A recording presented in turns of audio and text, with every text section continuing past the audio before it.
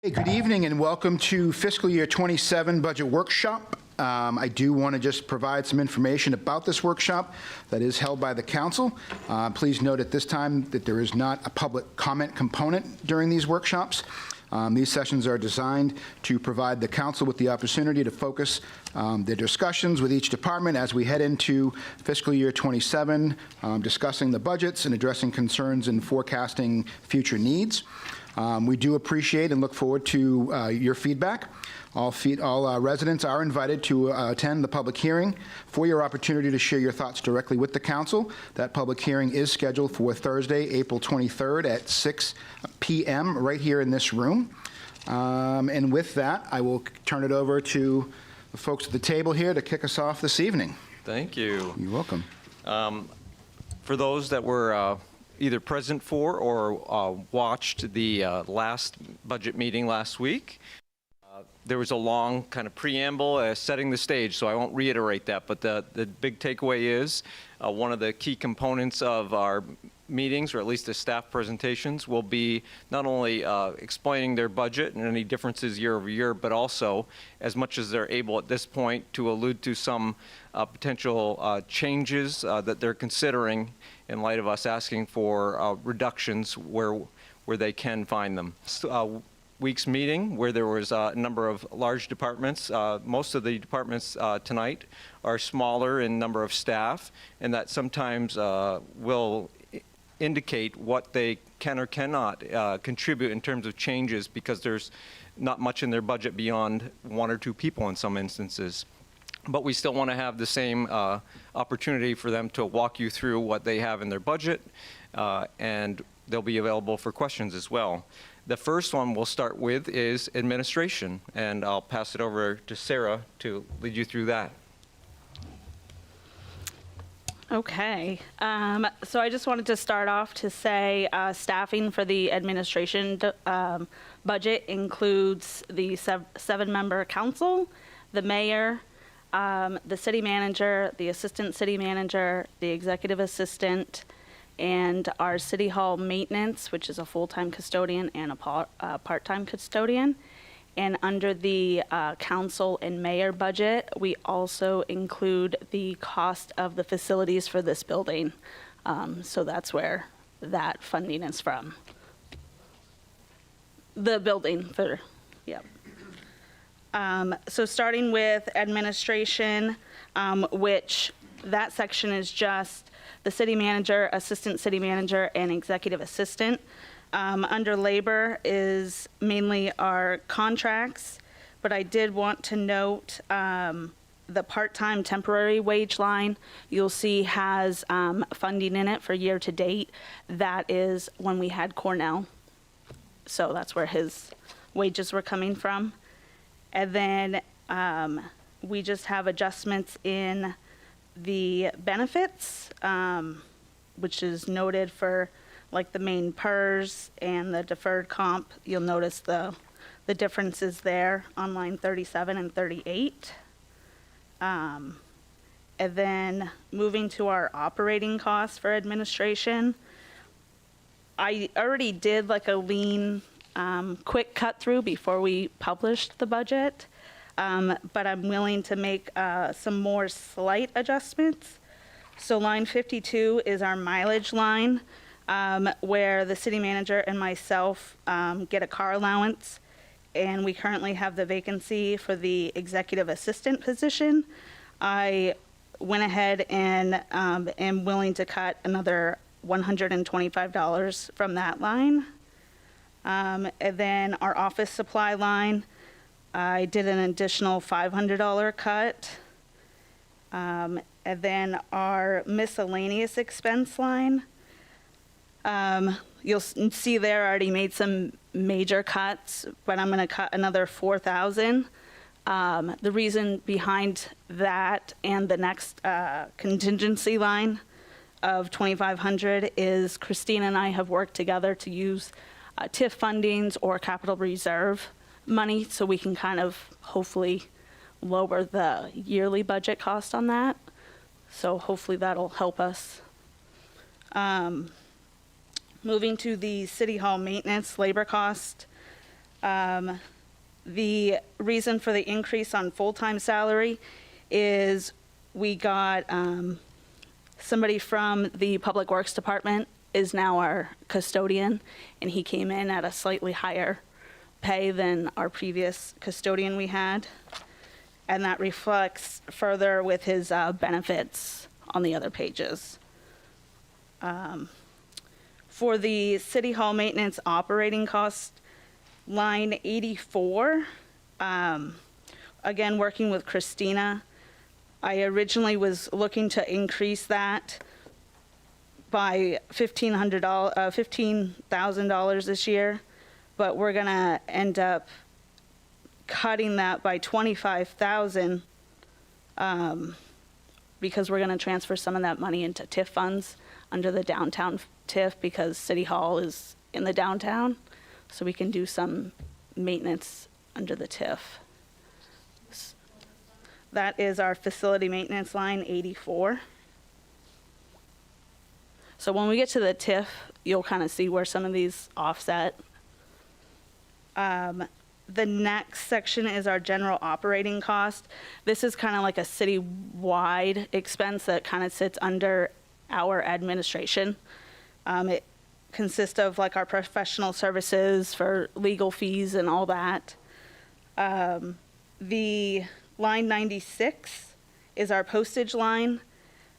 I'm going to cut that back down another $5,000. And the reason why the year-to-date is so high this year was we had an invoice roll over onto this new fiscal year. So hopefully we can prevent that from happening, which is why we're almost over budget. Moving on to the mayor and city council. Labor cost, nothing changes there. You'll note on line 107, we had a clerical error from last year. There was an extra 7, I'd say, added, so that's why there's a short there. Moving to the operating cost on mayor and city council. Again, this is where 46 Front Street expenses sit in your guys' budget. So on the facility maintenance line 120, I'm going to adjust that down by another $1,000 and see, we should be fine. The year before we did a boiler replace, and I think part of that funding came out of that budget line. And then you have a miscellaneous expense line that I don't use a ton for stuff. So I'm going to cut that down another $1,000. And that is all of administration. Any questions?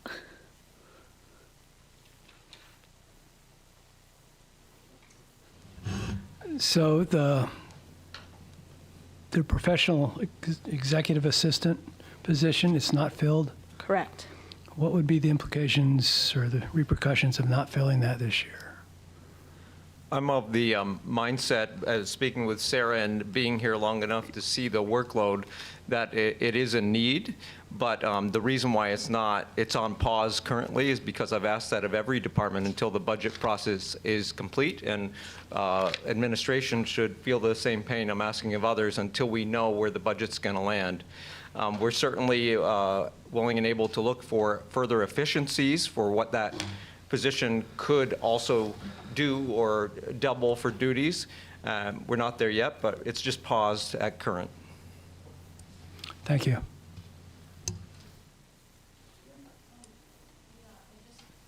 Regarding the public works person who came over to administration, so was the previous person not in the same union contract, or?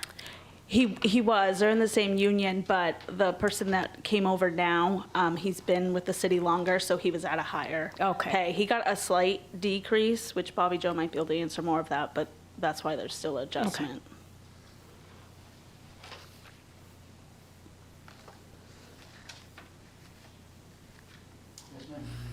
So the differences with like main PERS and, health insurance and stuff like that, is that because Cornell wasn't receiving those benefits? Correct. So Okay. Cornell, yeah, he was just part-time, and the difference is between the city manager and myself with contracts and stuff, and then things changing Okay. over in the vacant position.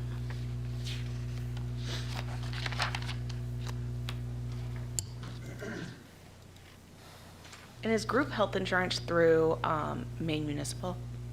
Like, do they have a? Maine Employees Health Trust, Blue Cross, Blue Shield. Yep. yeah. Do we have a number of the amount of staff that was added last year to the administration? Do you have a number of how many were hired? 0. It's in the packet that I gave out last time. It was, for the past number of years, there have been 3 positions. At times they were vacant, but they were still on the books as budgeted for the last number of years. And sometimes they changed name and duties, but there's been 3 people for the last number of years, if you'll refer to that packet, which I'll note is now on the website, and I will continue to do that under the budget process pages on the council, so that packet, including the number of FTEs there. Yep.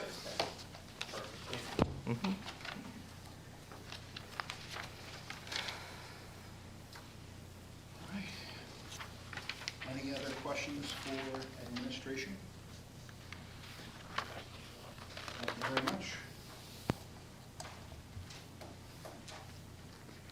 Up next, we'll have assessing, please.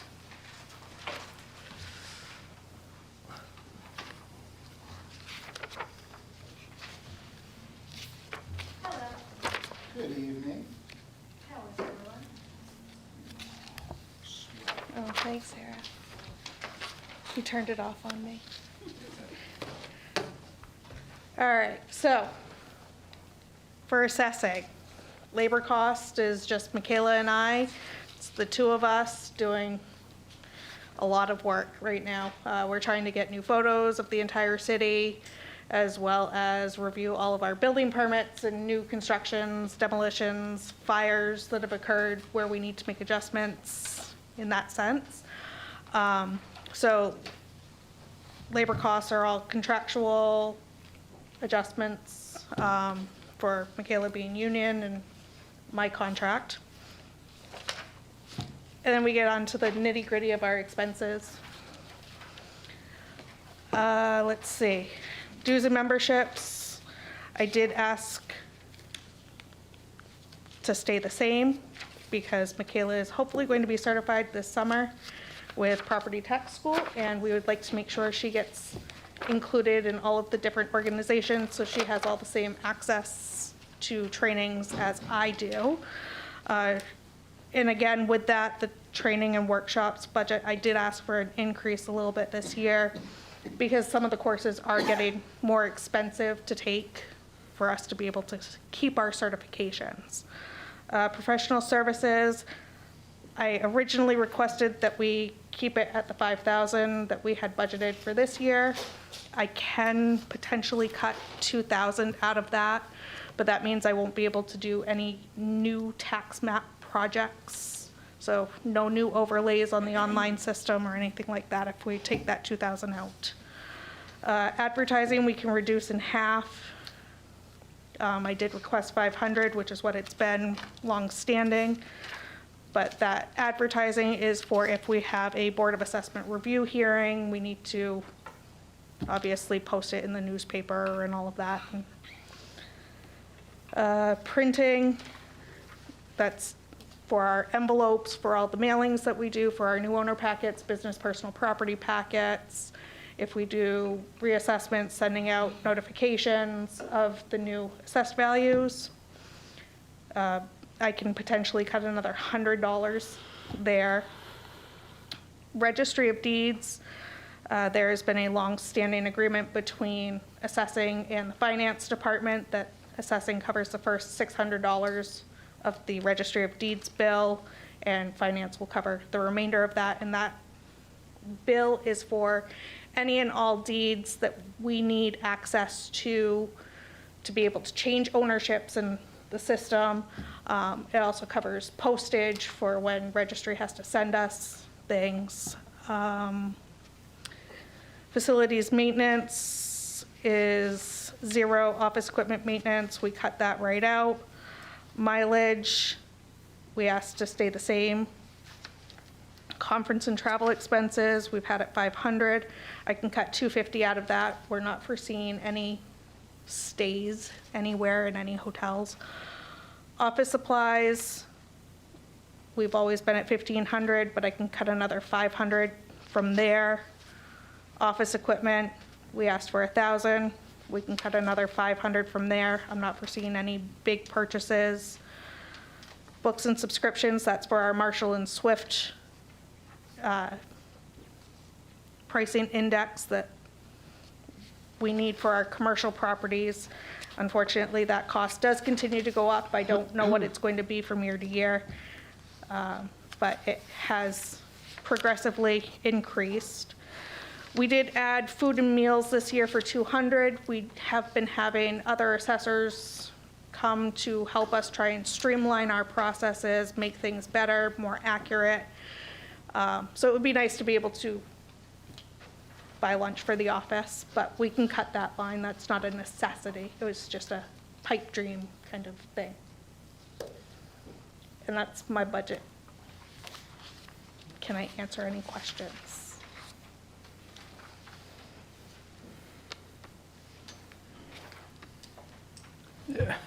I'm sorry, I'm new to this, so I've got, It's okay. so I've heard in the last presentation, this one, things about what you can cut.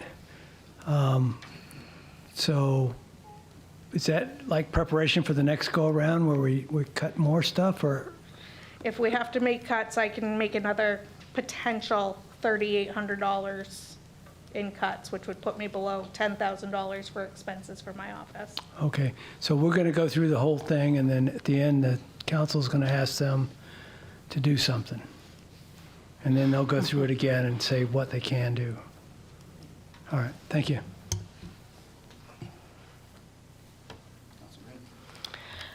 Just throwing out an idea for consideration, and that is regarding some of these small expenses, right, that are in each department, or smallish, right? Is there a way to look at a pot of money that could be shared between departments depending on the need? Because again, I'm just looking for ways to reduce what we're asking taxpayers for, if it's nice to have or a, you know,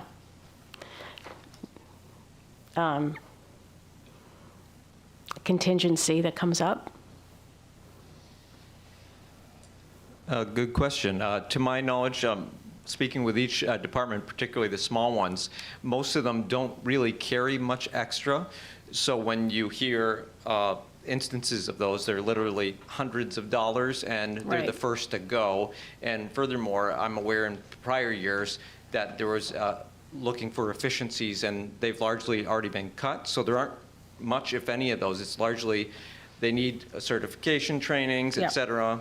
So there isn't much of that, and there are larger pots of, you know, money that can be spent between departments held within administration, for example, to serve needs as well as HR for certain safety trainings, et cetera, so that some of those exist where they can. But we can certainly keep an eye for more of that. Okay, yeah, absolutely. And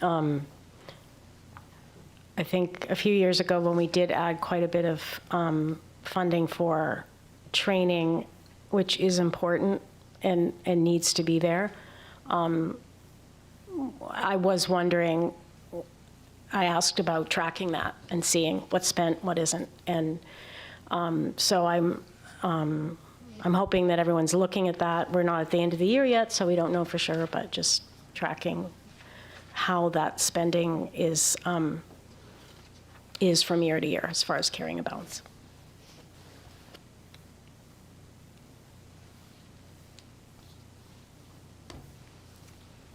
Any other questions for Cecily?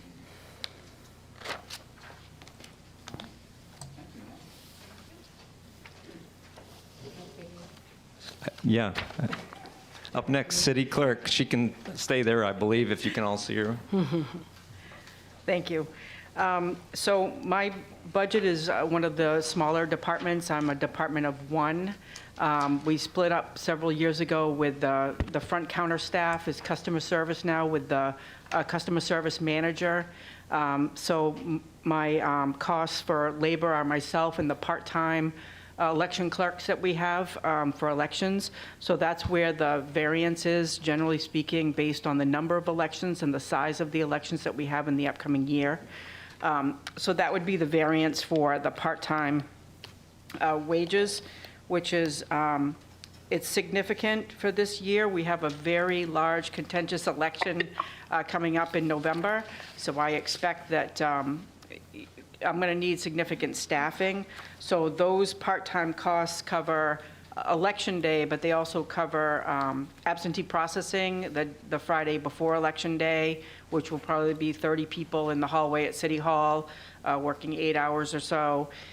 We also have staff that come in to help with early voting or absentee voting for 5 weeks before the election. So that's another cost to the part-time line.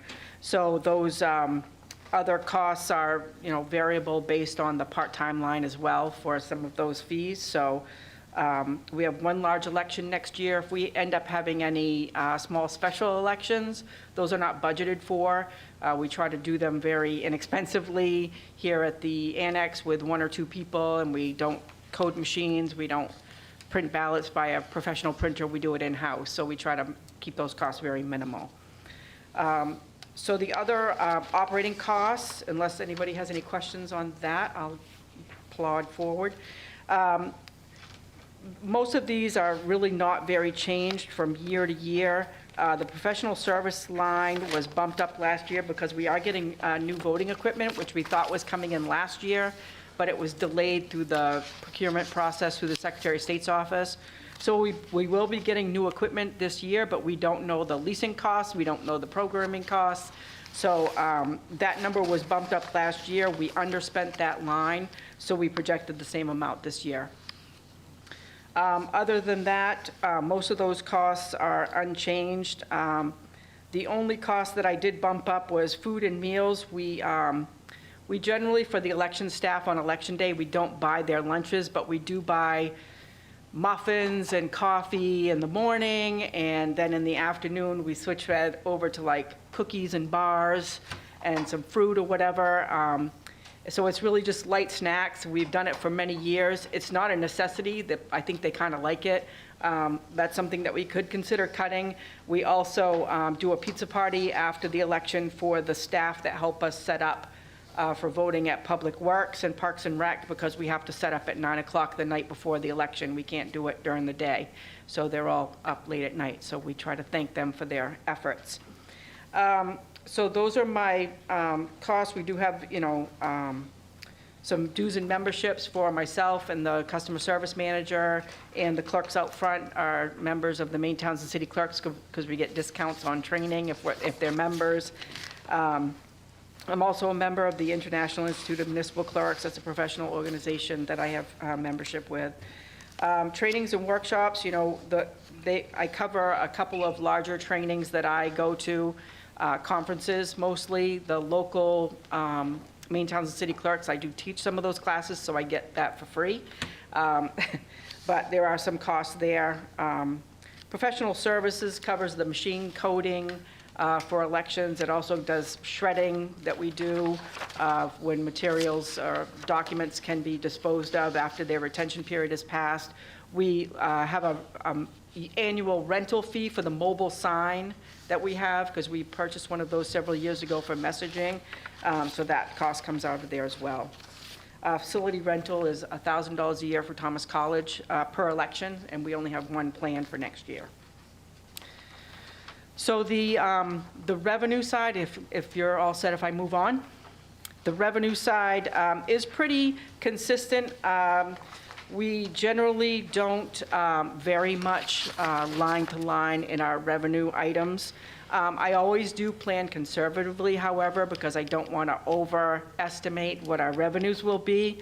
But I do see that there are some lines that we could bump up slightly. So I have projections that I've looked at again, and I shared those with Sarah, so that we, could probably add $5,000 to $7,000 in additional revenues and still be pretty conservative in our estimates. I don't know if you want to go into detail into any of those lines. The big revenue lines are vitulers licenses, which are restaurant licenses.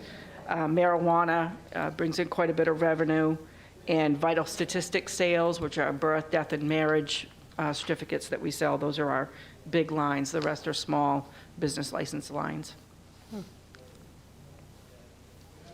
So just out of curiosity, what does that look like when you bump it up? What does that mean? Like, So for example, looking at the vitulers license line, we had budgeted 27,000. I'd be comfortable saying 28,000. That seems reasonable. The marijuana line, a lot of times they change their business structure or the type of license that they get, so we can just, give it a new license with additional fees. So I'm comfortable from 85,000 to 88,000. I don't think that's out of the realm of possibility. So there's just slight adjustments. They're not major. Okay.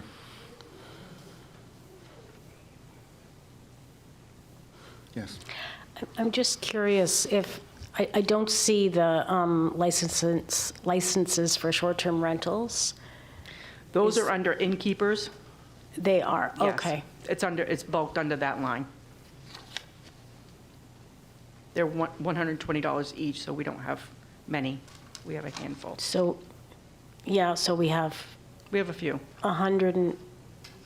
it's $100? $120 annually. 120, Yeah. so we have, yeah. We did bump up licensing fees 2 or 3 years ago. We did a study comparative with other municipalities our size, and we did bump those up. Okay. I think it might have been 3 years ago now.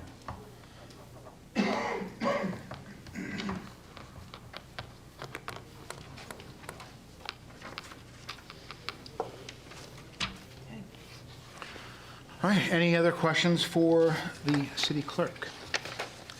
Thank you, Patty. Thank you. Up next is Community and Economic Development. Just to explain a little bit further, that's newly separated out differently than a prior year. For example, the position that is contemplated in there, it has been a vacancy, but a position on the books, but it was formerly in the Planning Department, the Michael Hall position it's been referred to, but it's still carried in this budget for your consideration. And the benefit of that position, among others, is that it can be paid for entirely with TIF funds because of its economic development nature. Beyond that, this economic and community development category of a department also now carries some things that perhaps were in other places prior that are truly based in economic development. So I'll pass it over to Sarah for some more detail on that. Okay, so like Nick mentioned, we have moved the Economic and Community Development position into its own department. And this department is funded through TIF. We did make an adjustment on the salary. When it went out to the council, it was proposed at 100,000. We did lower that down to the 80,000. I don't know if you want to chime in. Yes, we thought that was a reasonable expectation for what we could still get a desirable candidate at and find some savings. And then when that is freed up from TIF funds, that frees up those 20-something thousand with benefits included to use those TIF funds for other things. So when you hear us say we're going to use some of the TIF funds for the city hall maintenance, it's because we freed it up from cutting it from things that were formerly taking TIF funds. So they're now available to reduce the tax levy or taxpayer dollars in those instances. So with that said, moving to the operating cost, since this is kind of a new department position, Christina originally just kind of threw some estimated numbers in the operating cost lines. So since we were not really sure what this person is going to do entirely, we wanted to make some adjustments to lower some of those costs. So I've reduced the professional service line by $1,000, which is line 39. And then line 41 is a promotion and decorations line that Christina added. Since we're unsure of, what this person will kind of do, I wanted to back that out and lower that by 10,000, just to kind of see where this goes from there. I didn't feel like we needed to put extra money in right away until we feel like this person's established. The line below that, the print and copy, I cut that in half. Again, we're still kind of unsure. And further down, the office equipment, I zeroed that out. If they're taking over Michael's position, we feel like they would have the equipment already needed. And same thing with the postage line. We zeroed that out because, like I mentioned in administration, we carry the general postage. So if that person's just using the postage machine in our mailroom, it's just going to come out of that general line and not come out of their budget. So that's for operating costs. And then the next section is the outside agencies. This is what Nick was referring to. We had it last year sitting just all underneath the TIF section when we reviewed the budget.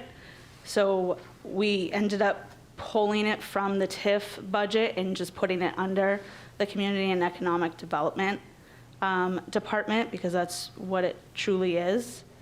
And you'll see I highlight the color pink refers to everything in there is for those outside agencies is funded through the TIF. We did make some adjustments on line 66, the Waterville Community Land Trust. We had a request in there for the 10,000. We dropped that down to 7,500 because this is their first year requesting funds. And the other one that we lowered was the Waterville Historical Society. We dropped that down to 2,500.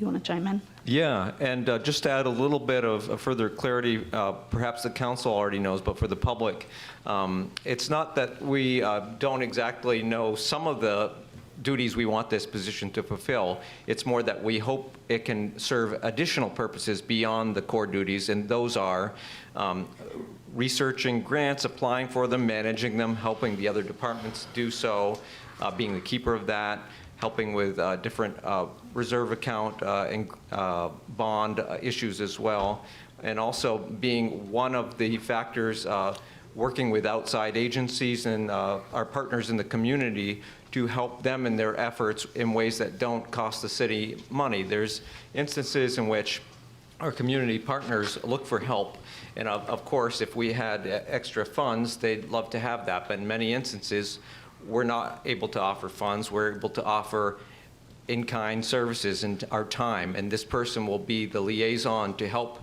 the outside agencies do the work that we want for the city, but we can't afford ourselves, and that's very useful.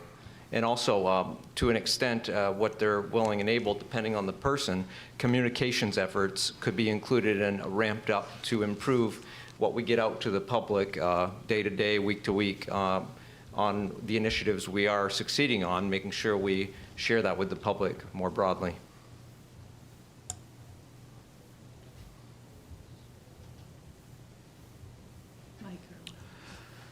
Yes. He's just coloring over here. I'm not coloring, I'm taking notes. Thank you. I appreciate that. I'm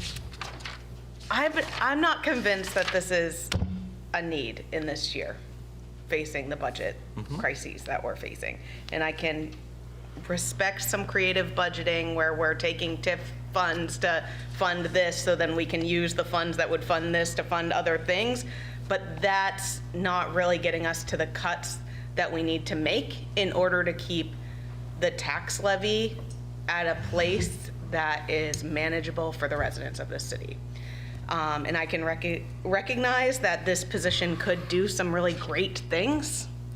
I just don't know, especially since there's not anybody in it, if it's a top priority for us right now.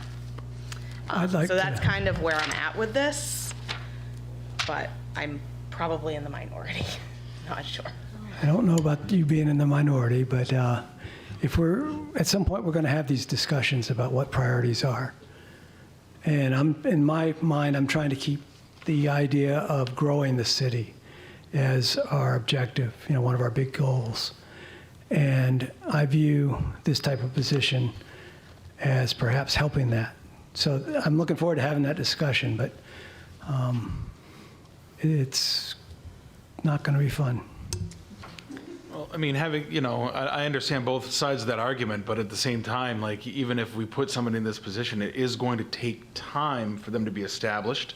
It's going to take time for them to, get the grant writing underway. So we're going, and correct me if I'm wrong, Michael Hall, the position was paid for by the grants or the TIF? By TIF monies, but there are instances in which grant monies could help offset it, but we're not counting on that. That's Right. Good if it happens, but the TIF monies, which can only be used for very specific purposes, can be used to cover this position, as well as some other things. I think what you might be referring to is all of the grants that he brought in certainly more than covered his salary, right? That's what the understanding was, I Right. believe. I think it was very valuable for the city. And I don't necessarily disagree the fact of the valuable, it being a valuable position. I just think that as Councilor Burdick has mentioned, we need to kind of make some tough decisions, I guess is a golden word that we're using so far in this budget process. So, and having said that, obviously if we fill this position, and I understand that's, is that not gonna, so it's after this budget that we're gonna be thinking about adding, like, say, for instance, the executive, okay. So, it's gonna take time for this position to have, teeth, essentially. So, again, I guess that's a discussion that we're gonna have to have, but, I understand where you're coming, but, yeah, it's, who knows? Councilor Green? Yeah, thank you, Councilor Burdick, for raising the issue. I think it's one we need to address. And there are many others that we haven't addressed in different departments. My tension here is that economic development is one of our goals, and it's one of the ways that we're going to improve the quality of life and alleviate the tax burden. I liked very much what you said, Nick, about having this position support our community partners, our outside agencies, so to speak. And I think that we might consider funding a position rather than just giving money to nonprofits. So my vote would be to start there and say that we can't do that this year, but leave open the possibility that we still consider a position that would help us achieve our goals. In particular, when you think about the activities of a grant writer,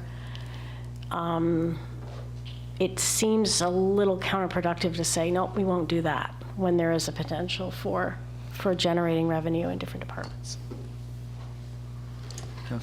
Well, my thoughts on this is that the idea of getting someone who can get grants for us, very likely pay for their position, at least given our previous experience with it, and potentially even assist some of these outside agencies with grant writing, if we decide that they want to take that approach to help the kind of greater Waterville community as a whole, means that, at least to me, us looking at reducing some of these outside agency funds to then pay for the grant writer, who could then potentially go and get grants to help fund those outside agencies, if we want to go down that route, seems like a self-fulfilling kind of way to still help and also let us afford it. It seems kind of a way for us to get both of those results.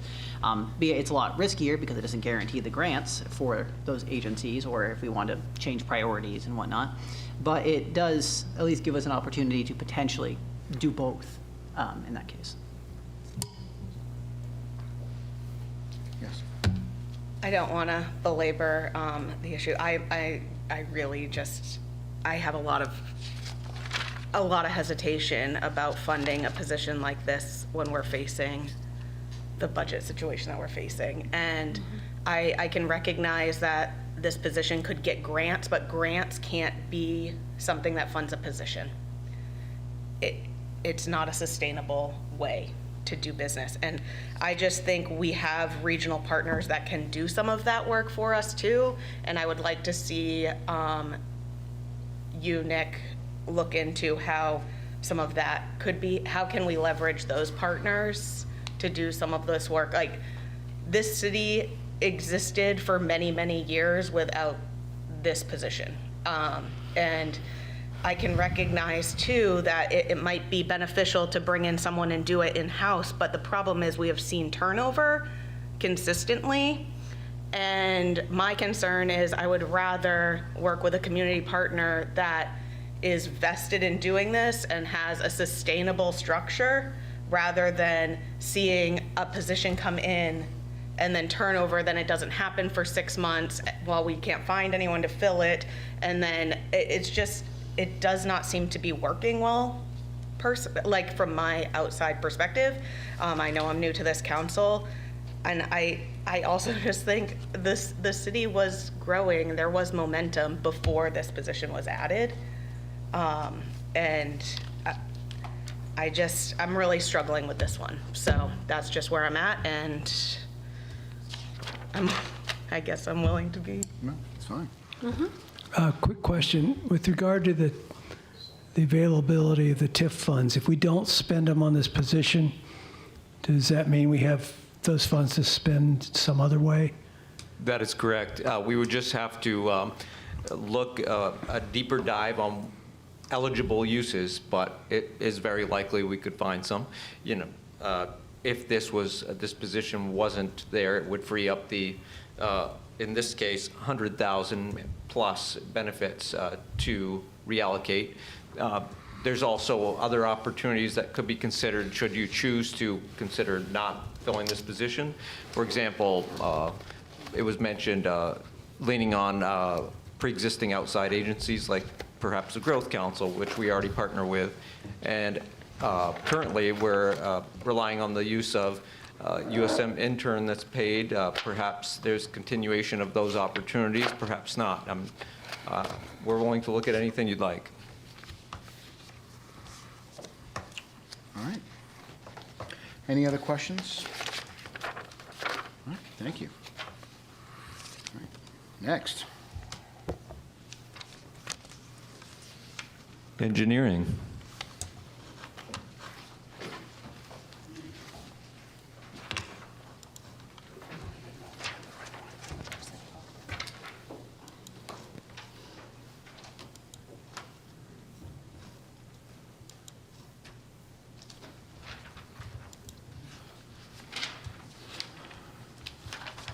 Good evening, sir. How you doing? Doing well. This right one? Yeah, this one. While we're getting ready here, I just want to outline, if it wasn't already obvious to some, that this is one of those departments with a single person, so it's pretty lean already.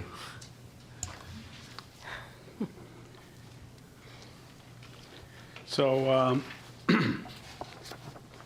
yeah, as you can see, the budget for engineering is me and benefits and the operating costs, dues and memberships and training, The top $1,500 I use that because the city pays for my professional engineer's license and the classes I have to take to keep my license. The lower ones from professional services, mileage and travel, I don't usually use those ones. It's not a lot of money, but those can be taken out of there. Those kind of came with me when I got here. They used to be even higher, I think, and I've been cutting them down, but I usually don't use those.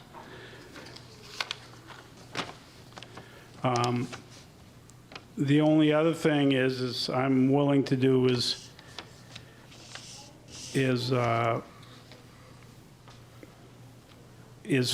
take a salary freeze instead of a raise and trade it for additional time off. More than happy to. I'm an old geezer. I'd rather go fishing while I still can, and so. And if that's the case, some of these other little things like FICA and Medicare, that goes down proportionally. It's not a lot of money.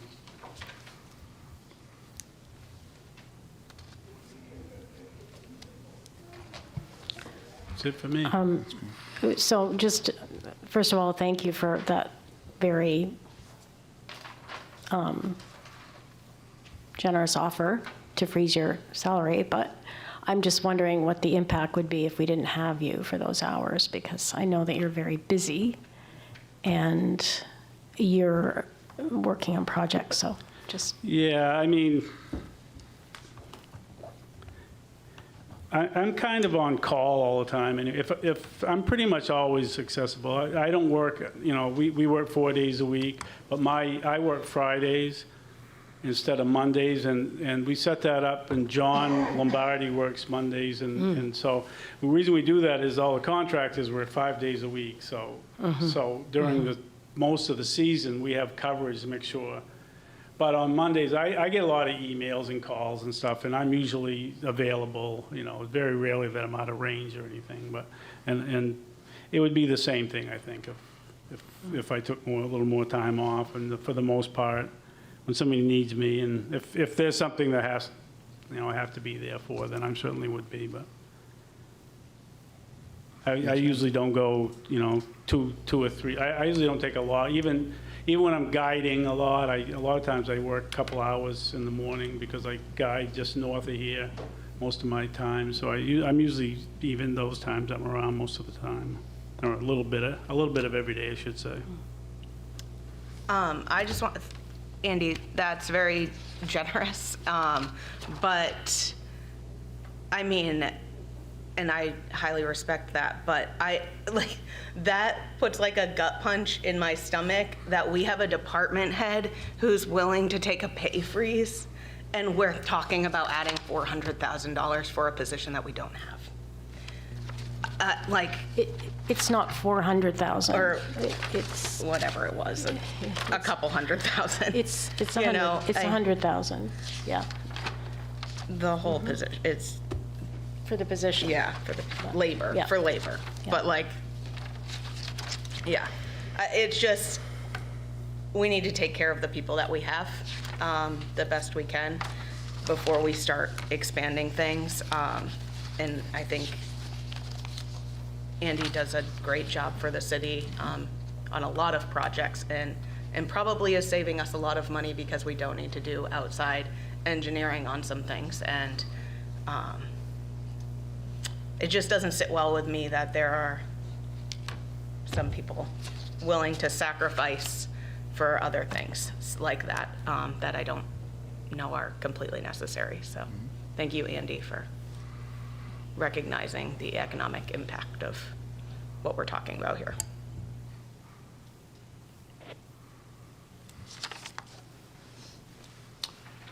Any other questions for Andy? All right, thank you, sir. Up next, we have Human Resources.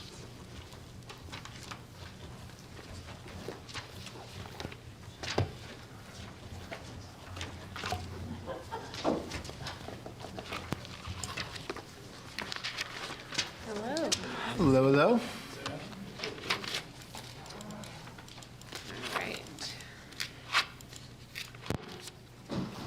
Okay, so the Human Resource Department is 2 full-time employees, just myself and an executive assistant. But a lot of the deductions that you see in there, or reductions, I should say, are based on contract negotiation wages that were put in for this fiscal year. So HR carries a lot of wages and benefits for other departments. So each year, it's a fluctuating amount. So the reduction in salary adjustment wages, that was because of the contracts that we had outstanding for this fiscal year. We don't have any contracts coming up in this fiscal year, so the money that's in there is for department head contracts. If we should hire somebody that maybe is coming in with more education or experience in a department, this helps cover that cost if we need it. So that's why there's still some money in there. And that trickles down through the FICA and Medicare and all those. The group health insurance, starting on line 33, so 33, 34, 35, those are just for myself and my assistant. The line 36, the health reimbursement accounts, those are citywide. That's for all full-time employees that have a health reimbursement account. Let's see. I'm gonna go into the workforce-wide employee benefits. There is a little bit of a change in there with unemployment. As you'll see, we are significantly over budget this year. I hope that doesn't continue, but unfortunately, we are noticing that more and more people are getting benefits when they do leave the city. So we're crossing our fingers that we don't have another year like we did this year. So we've put an extra $7,500 in that line this year. Miscellaneous benefits. Again, this is something that's carried for contractual benefits for departments. We moved some of this money into operating costs for background checks. So we used to pay for all background checks citywide for staffing, and we used to pay it out of this miscellaneous benefits, but it was hard for us to track what was benefits and what was for actual recruitment. So we made a new line this year, mid-year, and we moved that money down there. So it's just a movement of money. We didn't really reduce the bottom line there. We did, in the operating costs, we did remove $500 in office supplies this year. I did look at my budget as requested for savings this year. And the places that I think that I can make those adjustments are in that salary adjustment wage line. We have some department heads that have contracts that expire June 30. We've already secured those contracts, so we know what the wages are. They're already in the budget. So I don't have to carry money to cover those. So that reduces a significant amount. I also reduced some of the retirement wages. Nobody has come to me yet and said that they're absolutely retiring in this next fiscal year. We still have exposure. So it's kind of a roll of the dice sometimes with these, because anybody can come to me at any time and say that they're going to retire. We have several people that are eligible throughout the city. But I feel comfortable after, not hearing from people that they're not planning to retire, that we can reduce some of that out of the budget. So again, that does trickle down through the FICA, Medicare, paid leave, and retirement contributions. I've also stated that I would reduce our education reimbursement by $1,000. This is tuition assistance. This is citywide. We haven't been using the full 10,000, so I feel comfortable reducing by 1,000. Reducing my dues and memberships by $100, and I know it's not a lot, but I think we can do that in our department. Mileage, cutting $150 out of it. Miscellaneous expenses, cutting 200 out of that, and then cutting $1,000 off our employee recognition program. Looking at the last 2 years, they haven't utilized the full amount, so I feel comfortable taking that out of our budget.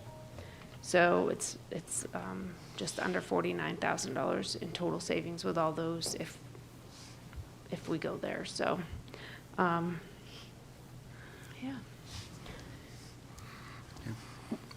Could you explain the employee recognition program and why hasn't it been used? We've been using it, we just haven't used Or all the util- money. Right. Okay, why hasn't it all been utilized? I'm actually not on the committee. It's a committee, we do a luncheon every year, and I think it's based on how many people are coming to the luncheon. We buy. Got it. It also depends on how many people are hitting milestones that year, because we buy milestone gifts for people. So I just think that we haven't had that many hitting the spot. So I think it just comes down to those factors. We also, I think this year we reduced how much we bought for food for our luncheon because we had overbought the first year because we didn't really know. It was like the first time we did the luncheon as a buffet. So I think we've just figured that part out. Okay. Any other questions for HR? All right. Thank you very much. Thank you. IT, please.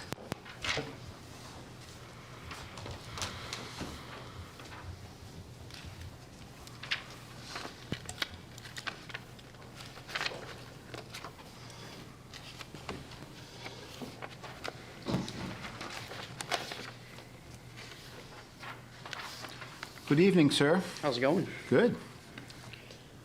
All right. I'm just going to go into a quick, brief history of the IT department for maybe some of the members aren't familiar. Our department's a little unique in the way that we partner with some of the other municipalities. So early 2000s, there was a grant, I think it was Homeland Security, that built some fiber between the municipalities, Winslow, Waterville, and Oakland, and it was to enhance public safety. Over the years, that's grown. It's developed into a relationship where we provide IT services for those municipalities. And then additionally, we've taken on a few other towns over the years that aren't physically connected, but we still provide support for. So we kind of function like a managed service provider for some of those services. So it's a small revenue stream for us, and it's a lot more than just IT for the city of Waterville, but it's for the region. Estimating 350 to 400 users and approximately 2,000 devices that we support. And that's everything from your break fix IT stuff to security in some instances, video security or door controls, that sort of thing. We have 9 departments that operate 24/7 public safety. So that's kind of how that came to be. We're a staff of 3 full-time currently. Realistically, it probably should be 5 or 6, but we've managed to pull it off with what we have, so we're doing all right there.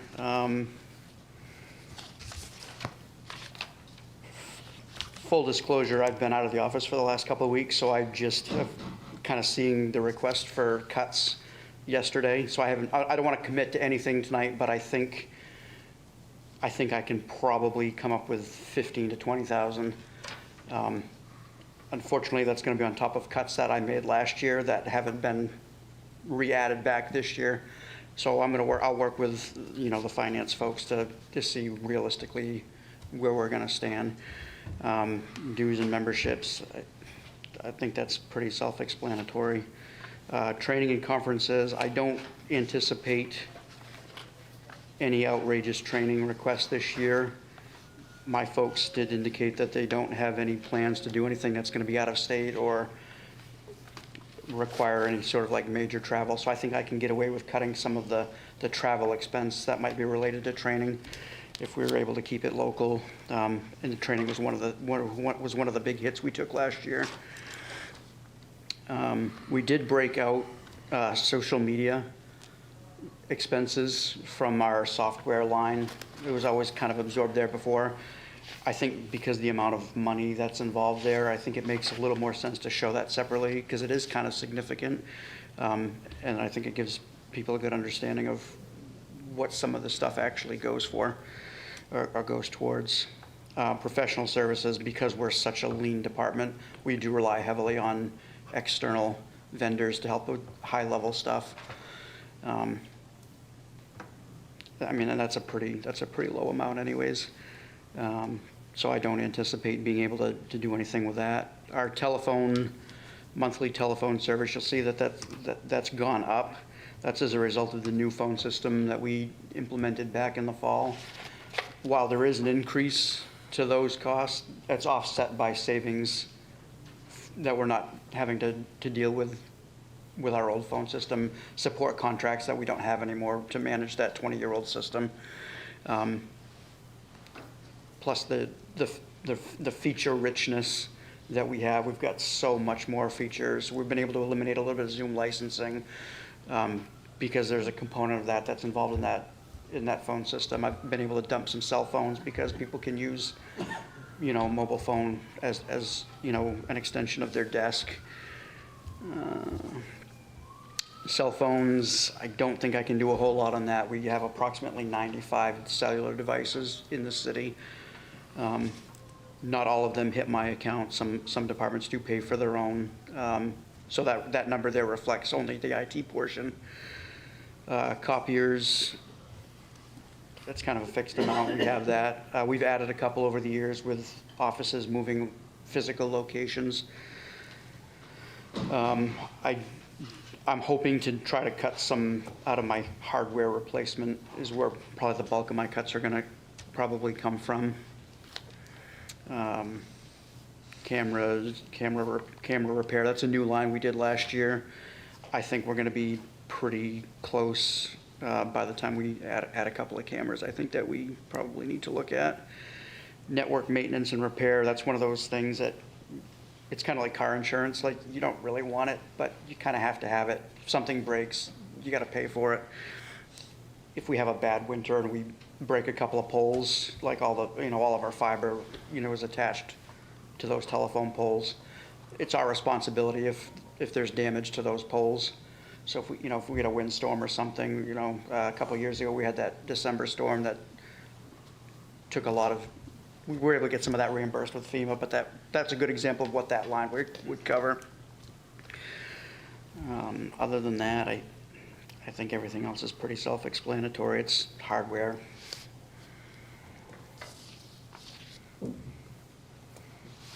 Any questions for? What other towns do you service?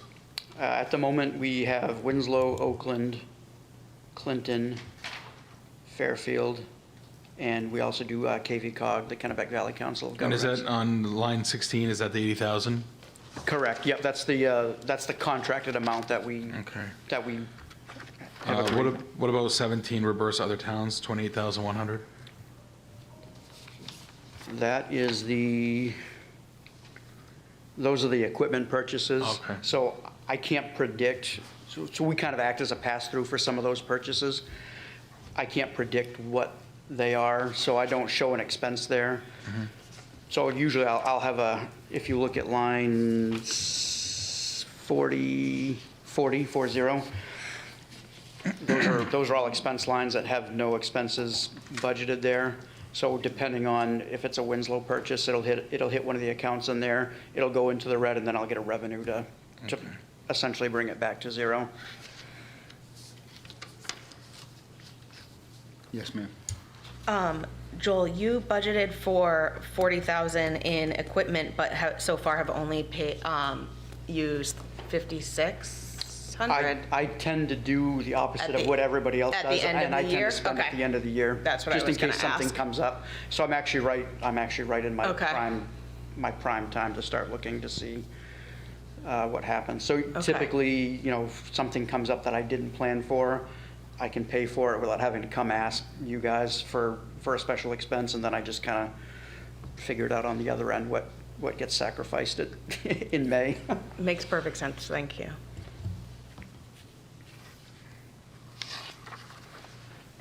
Anyone else? Thank you, sir. We have the public library, please.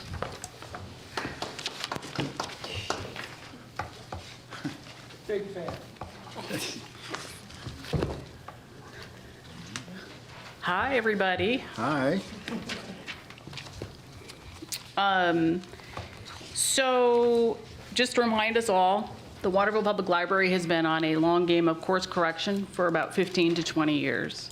And the budget that was presented this evening, for this fiscal year, reflects many, many, many years of collective, many of the people in this room, many of the people who are no longer in this room, but their spirits certainly still are, have brought us to where we are today.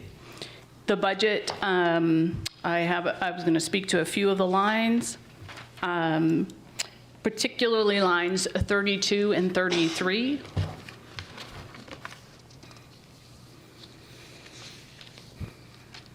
So what is reflected in those lines is necessary, hearkening to that long game of course correction, of wage adjustments for retention, attraction and retention. In this last fiscal year, we went from 8 full-time positions, the opposite, 9 full-time positions to 8.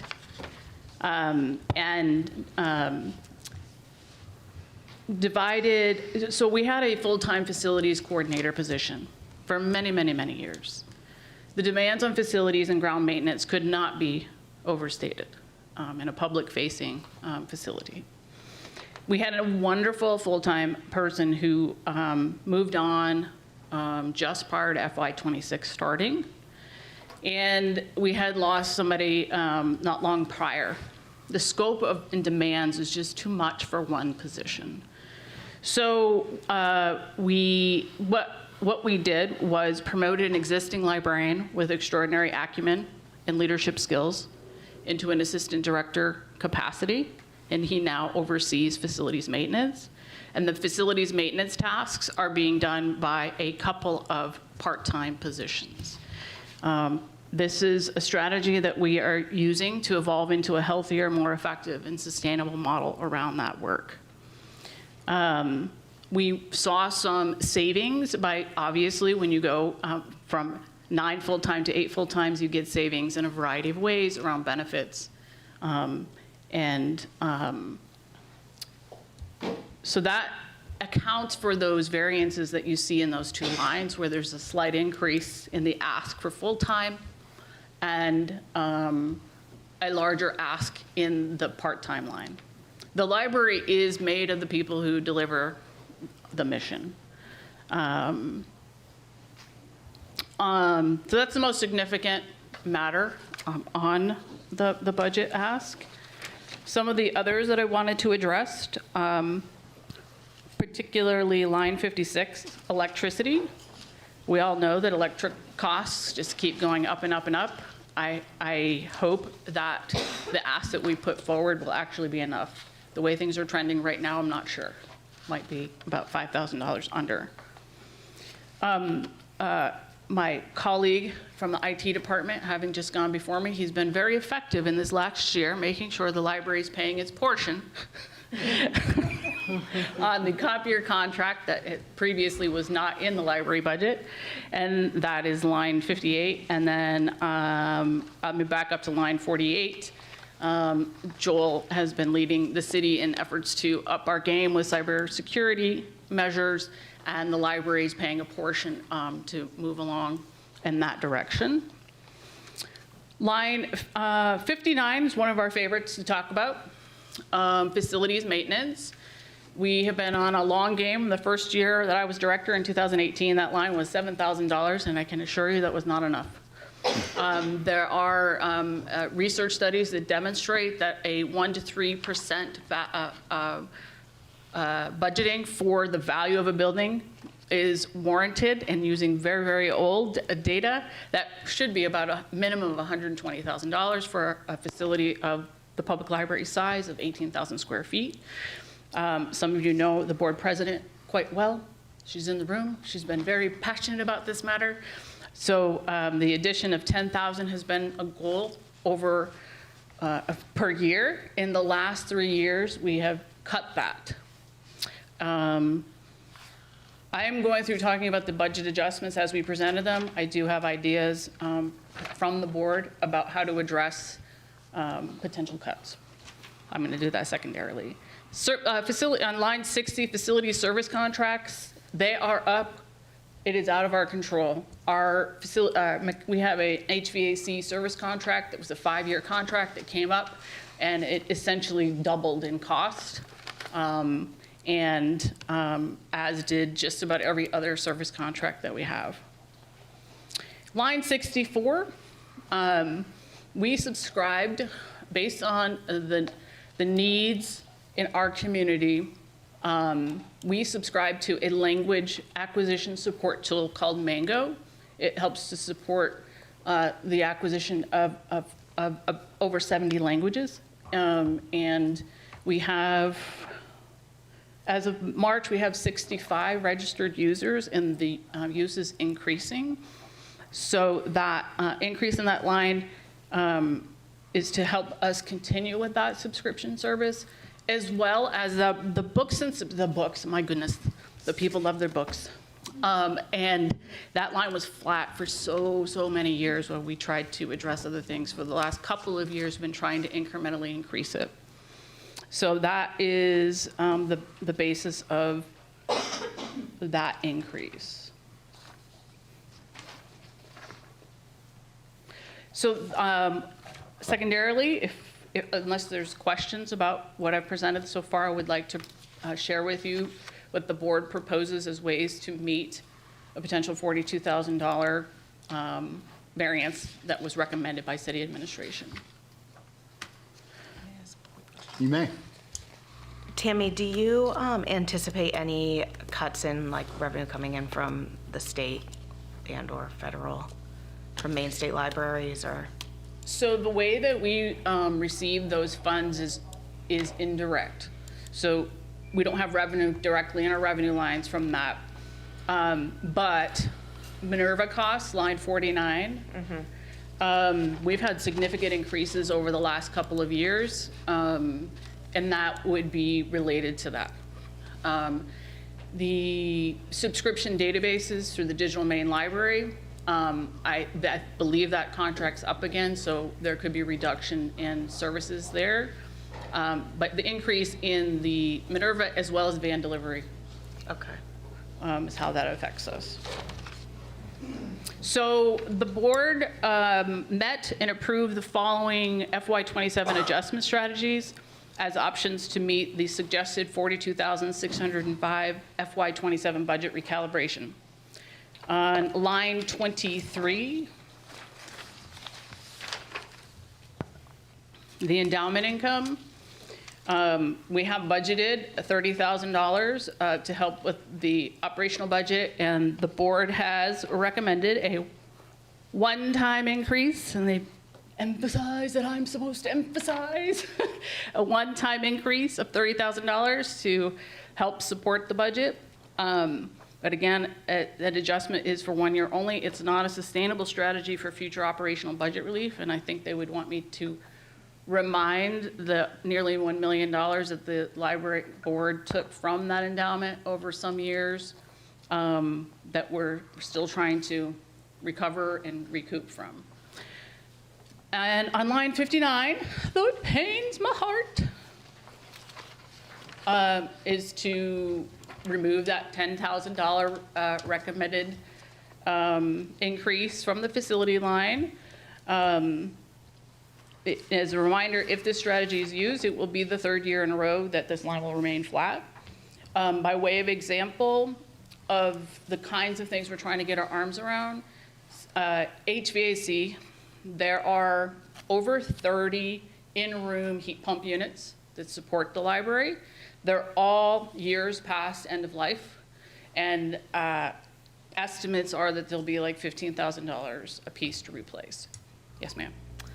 I was just going to ask, is it possible that you could use TIF revenues to help the library since they're downtown with some of these deferred maintenance costs, You- because you- I would hate to see such a beautiful building. Excellent thought. You beat us to the big reveal that How exciting. after we met with the library, the finance director did think that was possible to the tune of $25,000, and to use TIF funds towards the library's offset, if you will.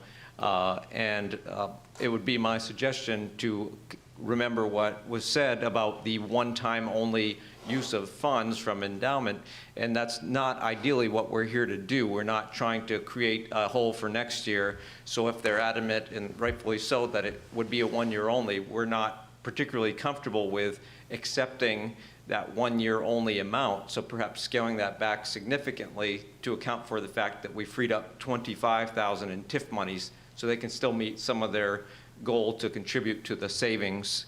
So good point, and we do intend to do that.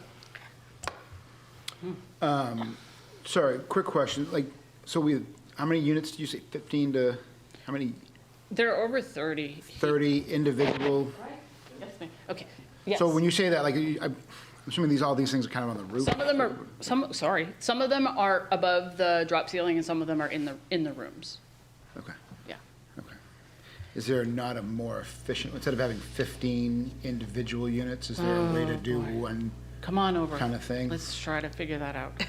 Well, I mean, I'm not the one to do it, like, neither are you, but I'm Yes. just saying, like, Yeah. you know, Andy left, but like, I'm just saying, like, to me, having 15 individual units at a certain price versus one unit that pumps to wherever you need it to. How you old know is what I that mean? system, Tammy? So it's complicated. The library opened with renovation in the spring of 2011. And that is when there's actually 3 systems.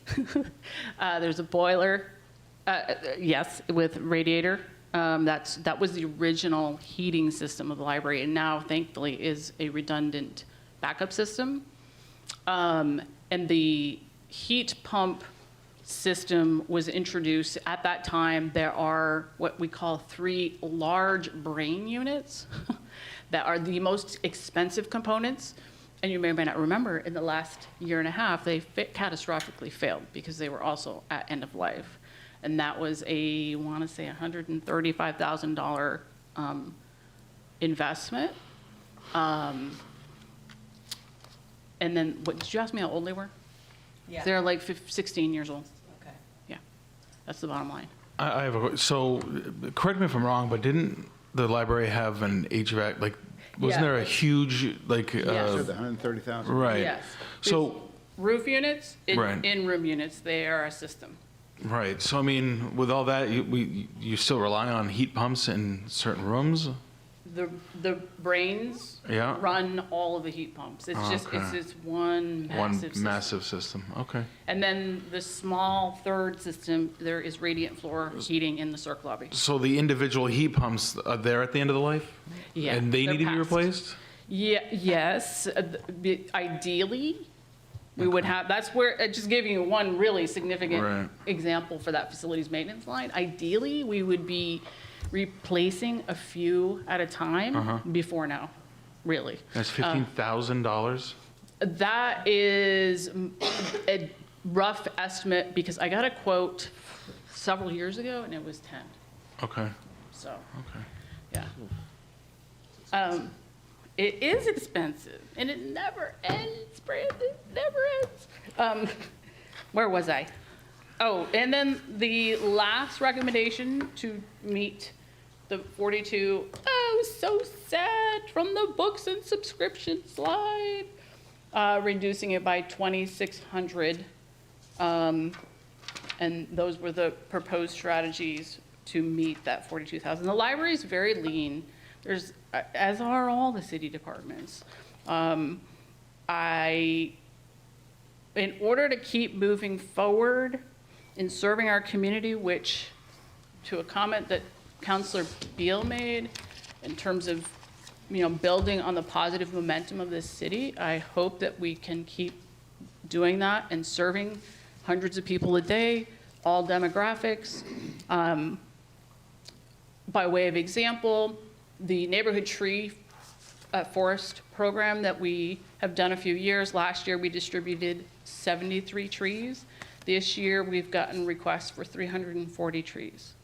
In terms of the growth, literal growth that we're bringing to the city and the region. Anyway. Any questions? No, ma'am. We're not taking public comments during this. I thank you, though. No. Thank you. Anything else for the library? All right, thank you very much. And the final department up this evening is the planning department, another department with one person. Good evening. Good evening. Whole department. So there's not a lot to cut here. If you look at wages, there's my salary, and part-time wages is the planning board pay. So we have 7 planning board members, 6 are paid $20 per meeting, and the chairperson is paid $25. So it's $145 per meeting, and we may not have, what the budget includes is 2 meetings per month, but we haven't been meeting 2 meetings per month. So you could take out a bit there, but we never know how many meetings we'll need in the future. So if we do have fewer meetings, then perhaps we could cut something from the legal notices. But the amount that I have in for advertising, which is legal notices, advertising the planning board meeting, and the amount that I have for professional services, they're both low. They're both less than the average of the last 2 years. Professional services is the zoning map. We hired that out. A company called CAI updates our zoning map every year.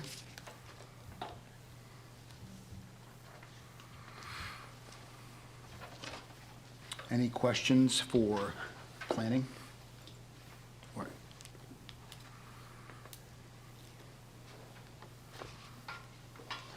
All right, thank you very much. Thank you. Good night. All right, with that, that will end this budget workshop. Our next scheduled workshop is on April 16th at 6 o'clock, and that will be with the school department. So thank you very much. We're going to take a brief little recess to switch this room over, and we will start with our city council meeting.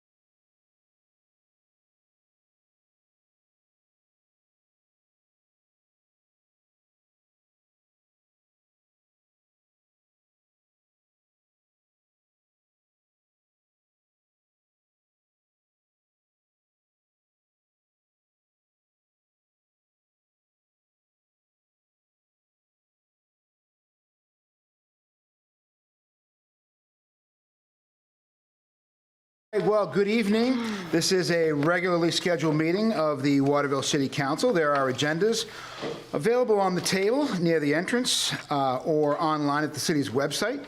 Consent agenda items are routine items which are voted on in one motion and vote. Unfinished business or new business items are voted on separately. Councilors will be given the opportunity for questions or comments, followed by citizens who must speak at the podium identifying themselves. Citizens will be allowed to speak one time per agenda item for up to 3 minutes. Citizens who do wish to speak on a topic that does not appear on tonight's agenda will have the opportunity to do so during the public comment section of the agenda for up to 3 minutes. All right, with that, kicking us off tonight is the Pledge of Allegiance.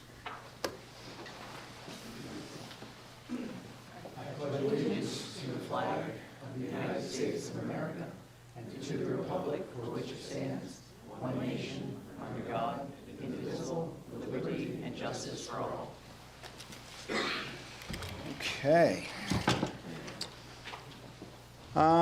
Any disclosure of conflict of interest? Any counselors have any conflict of interest on any of the votes that they will take this evening? Seeing none, I will move into recognition of fire department staff. Gentlemen, white shirts. There we go.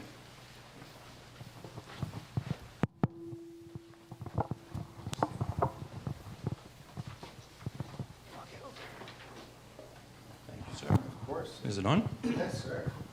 All right. Sorry that we were making lots of noise and we were all running out of here. We had a car accident, structure fire, EMS call, and then the only ones left is us. So I appreciate you being here, Jesse. This is what you stuck with. So it is with great pride and sincere appreciation that I formally commend Captain Jesse Murkeski and Lieutenant Steve Francoeur for their extraordinary heroism and decisive actions displayed at 29 Washington Street. On March 5th, 2026, you were confronted with an active structure fire presenting extreme danger to life and safety. Without hesitation and with complete disregard for your own personal safety, you made the courageous decision to enter the burning building to locate an occupant who was in imminent peril. Through your swift actions, you successfully rescued the individual from the burning structure and immediately provided critical life safety measures until further medical care could be rendered. Your rapid decision-making, selfless courage, and calm professionalism under life-threatening conditions directly resulted in saving a life. Because of your heroic efforts, the individual you rescued has since been released from the hospital and is now home recovering with their loved ones, an outcome that is a direct reflection of your bravery and competence. Your actions exemplify the department's pride and duty mission statement and bring great pride to yourself, the department, and this community. Such acts of heroism go beyond the normal call of duty and serve as an inspiring example to others. On behalf of the City of Waterville and the Waterville Fire Department, please accept this certificate as a formal expression of our deepest gratitude and admirations for your heroic service. Jesse, Captain Murkeski, thank you very much.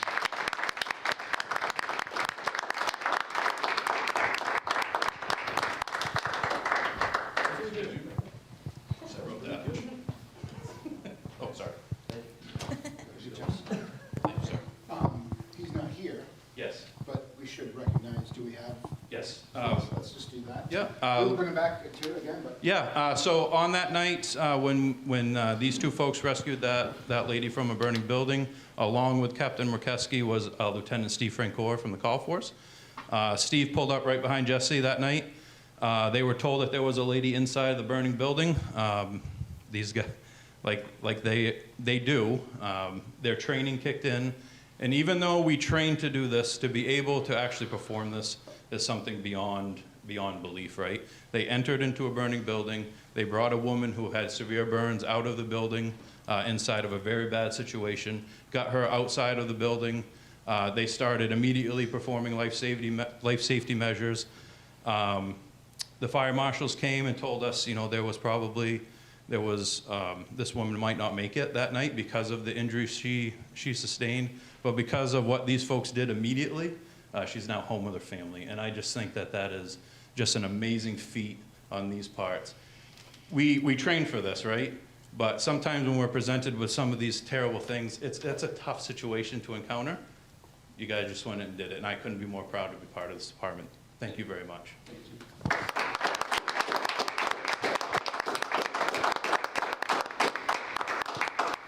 Thank you, sir. All right.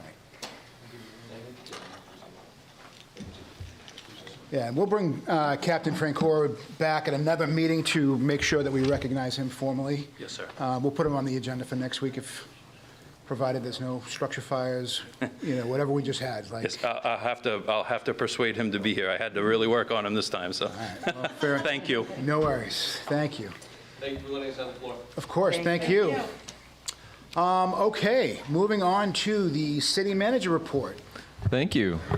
Up first on my list is the budget process. We will continue to have the workshop meetings, and then there will be a public hearing, and then different iterations of votes. These dates and what happens on which dates are all on the website for future reference under the council page, and there's a budget process. And furthermore, when there's any additional documentation beyond the budget book that we'd like to share with the public, so there's full line of sight and transparency, we'll publish it on that same page as well where the schedule is. Up next, the traffic-related updates in the community.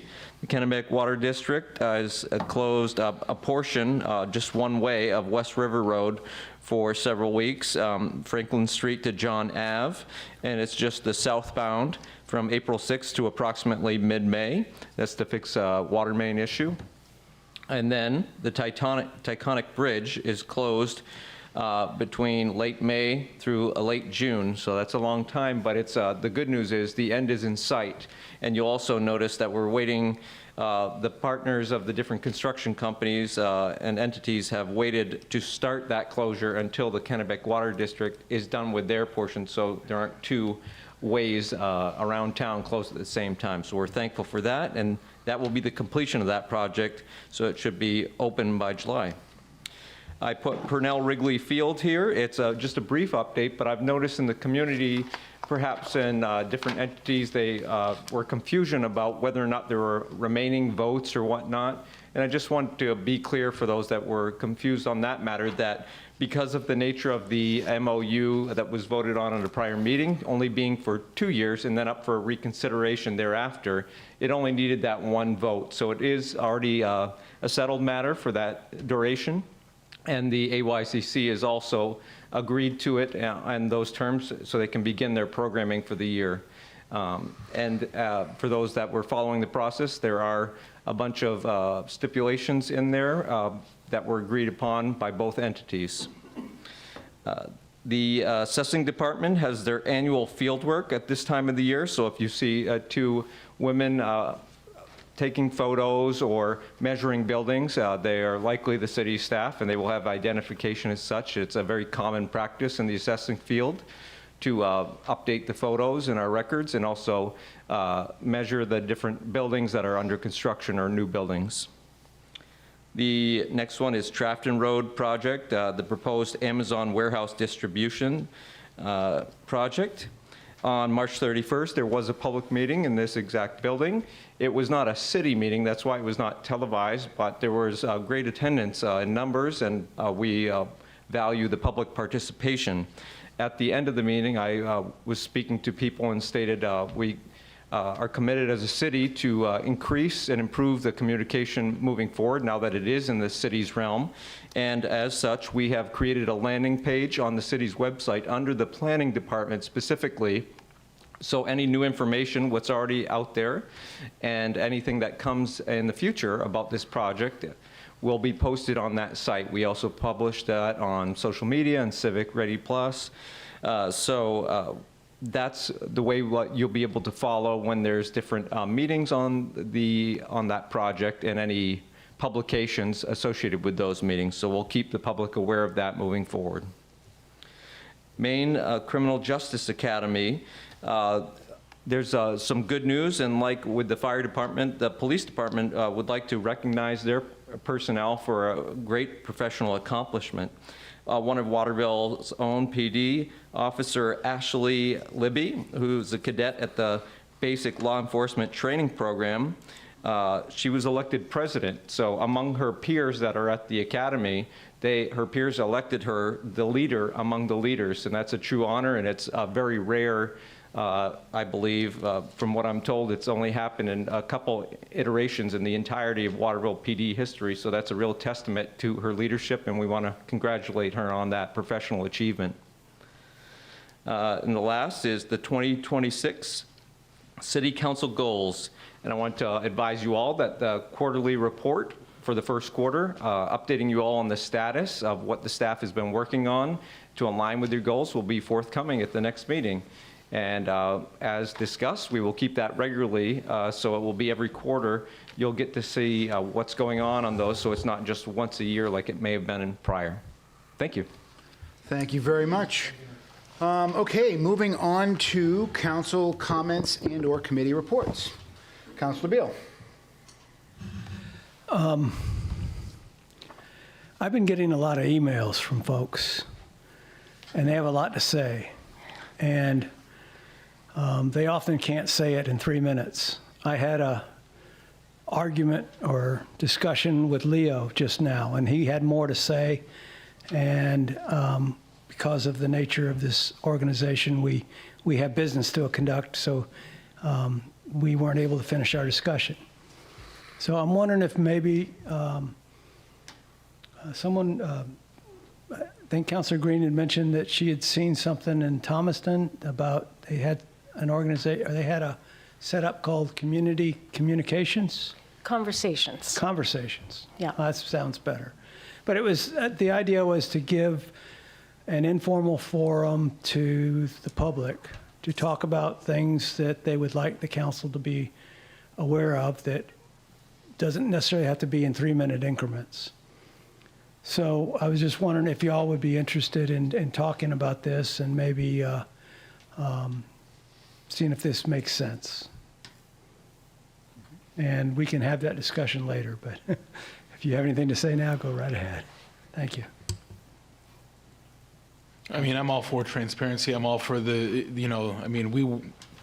we work for our constituents. We work for the city of Waterville. I'm not necessarily, excuse me, against the idea. It's just that, we all have full-time jobs outside of being a city councilor. And I answer my phone, I respond to emails, and I, of course, we'll chat with anybody, but I mean, it's just, I guess, scheduling and, just kind of being consistent. I think that if we can kind of, nail down that component of it, I don't see why not, but yeah, it's something we can explore further, of course. Yeah, I would just I'm retired, so I have a little bit more time to do something like this than some of y'all may have, so I was going to offer my services to host this thing, and the idea would be to collect in writing specific actionable type things that folks may want to see done, and then perhaps we can get the prioritization and bring it back to the council or not, but just to give a discussion. And I am the newbie at this, so those of you who have more experience with this kind of thing, I could use your guidance as to, this may create more problems than it solves, and that's my concern. Councilor Green. Well, I really appreciate that you have brought this up, Councilor Beal, because I think people do have things on their mind and things they want to say. Right now, we have one person in the audience in this city, in this meeting. There used to be a bunch of folks who would come out and there would be a discussion face-to-face, which I think is important. Just a word on what they do in Thomaston. It is a regular monthly event. It happens to be hosted by the chair of the city council, but I think it could be really anyone on the council. There is a defined topic, however. It's not a session where people just come and vent. it's focused on a particular issue that people want to hear about. And I think it can be an exchange of information as well as hearing people's concerns at more length. So I just wanted to share that as a model. I think it needs to be constructive, but would be nice to see something like that. Councilor Grigbaum. This sounds a lot like the council workshops that we had planned already to happen hopefully after budget season is over. Gives us a focused topic to discuss over. And while the previous one was mostly stakeholders in the, for context, the previous one was about the ambulance service. We had stakeholders in the communities associated with those, fire departments, EMS, things like that came to talk. And but I'm not opposed to the idea of having it at least partially open to the public to discuss that, or having a dedicated one for the public to come in to talk about their concerns around a topic. My concern of having it be a truly mixed stakeholders and also public is that just the sheer amount of people who could show up could detract from trying to like find actual solutions to it from the shareholders or the stakeholders in the issue. And there's just if there's a lot of people, it just eats up a lot of time. So I think maybe having a stakeholder meeting that the public is happy to come in and witness all they want and see how that discussion happens, but then having a dedicated one for the community where they can address all of the issues they want, and we have time to actually go through and talk to them about that. Okay. Anyone else? Okay. Moving on to public comment. Any member of the public have a comment that they want to speak about that is not on the agenda this evening? Okay. Leo? It's so funny, isn't it? So Scott, thanks for that. And Rebecca, I appreciate it. Leo St. Peter.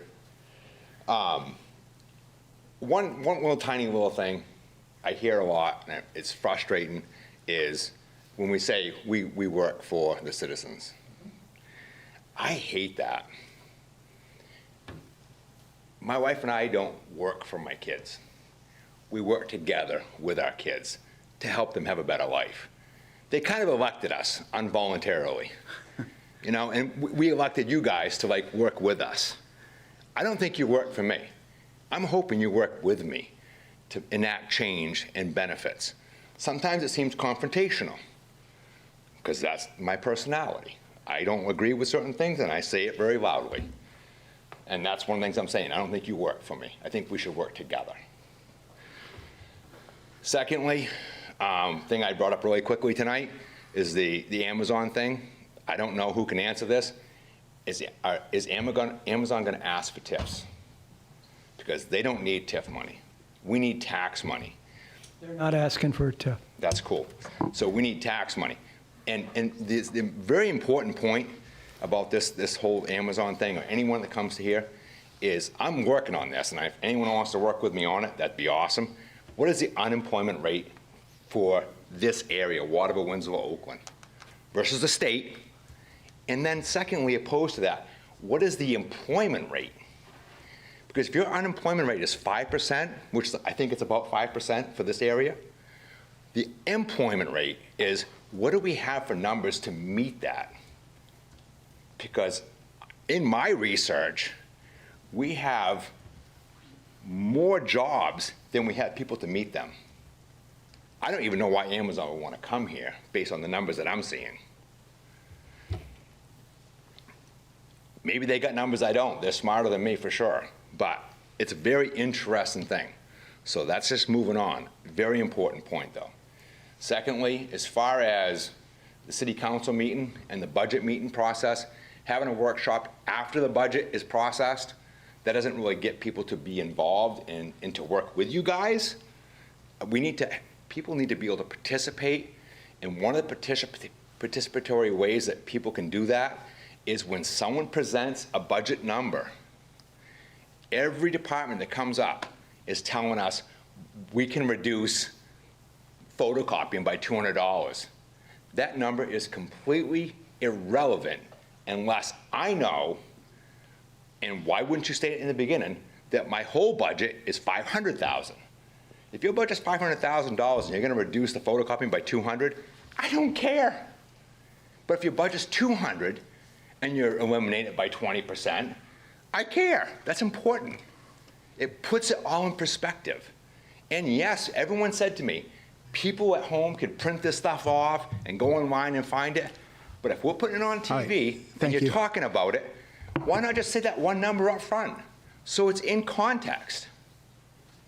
I mean, when I remember going back to... Thank you, Leo. Yeah, thanks a lot. No, you're good. If you're going to make $300,000 Okay. and you're going to get 20% raise, Moving on what to the is consent 20%? agenda. What is 20%?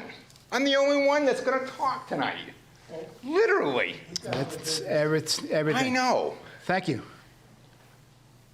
The only person here. Thank you. Okay. Can I get a motion to approve the consent agenda? Motion to approve consent agenda. Second. All those in favor? Sorry, no. Yeah, We have to do a roll call. Thank you. Thank you. Counselor Gilly? Yes. Counselor DeBrito? Yes. Counselor Burdick? Yes. Counselor Green? Yes. Counselor Krigbaum? Yes. Counselor Beal? Yes. Counselor Harard? Yes. The vote is 7 in favor and 0 opposed.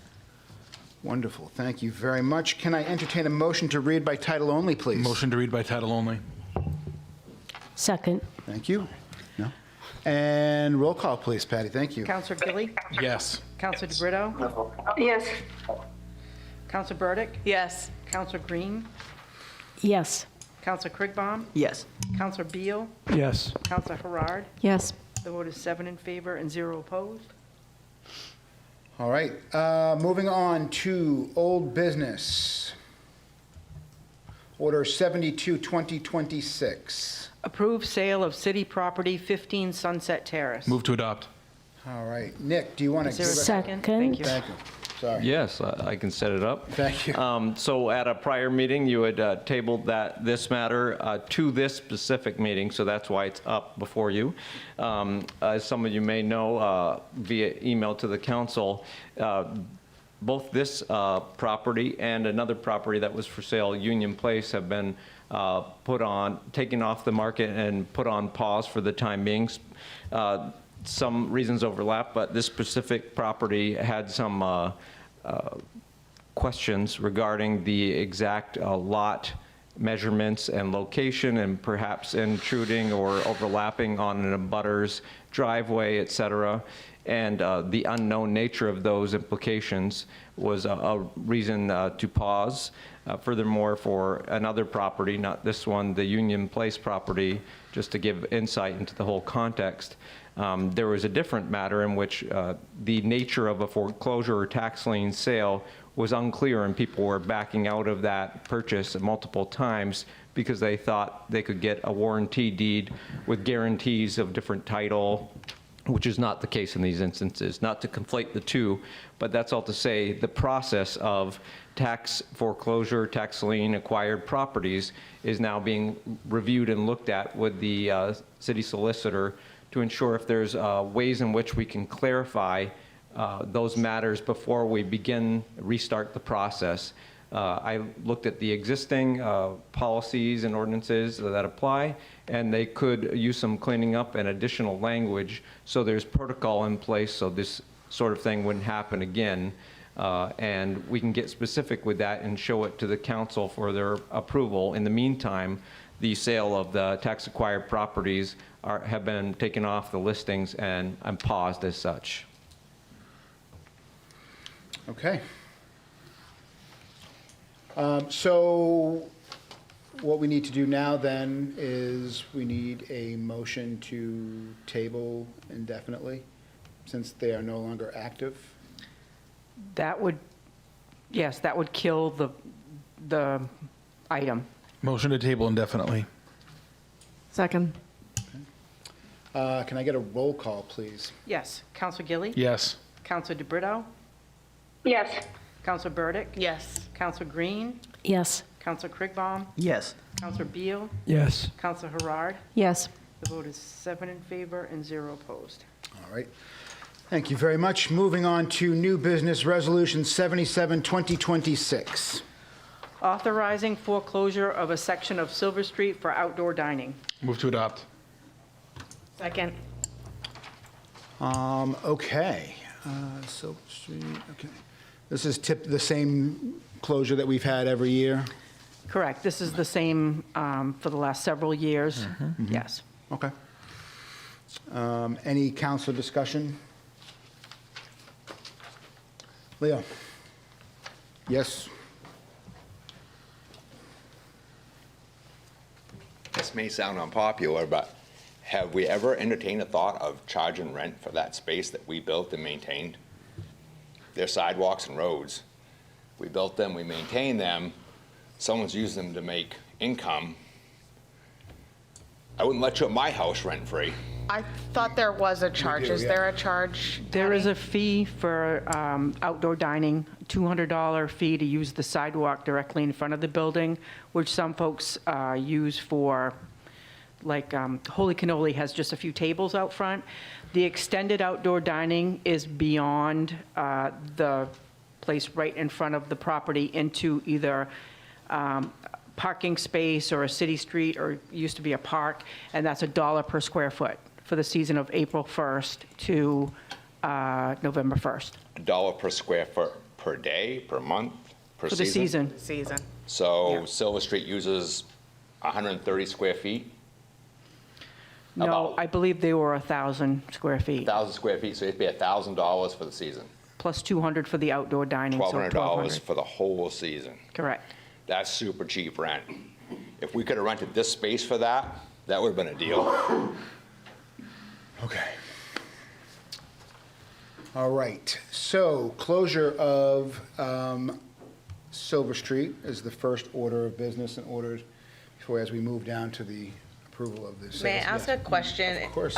In reference to what Leo said, because I'm sorry, not on.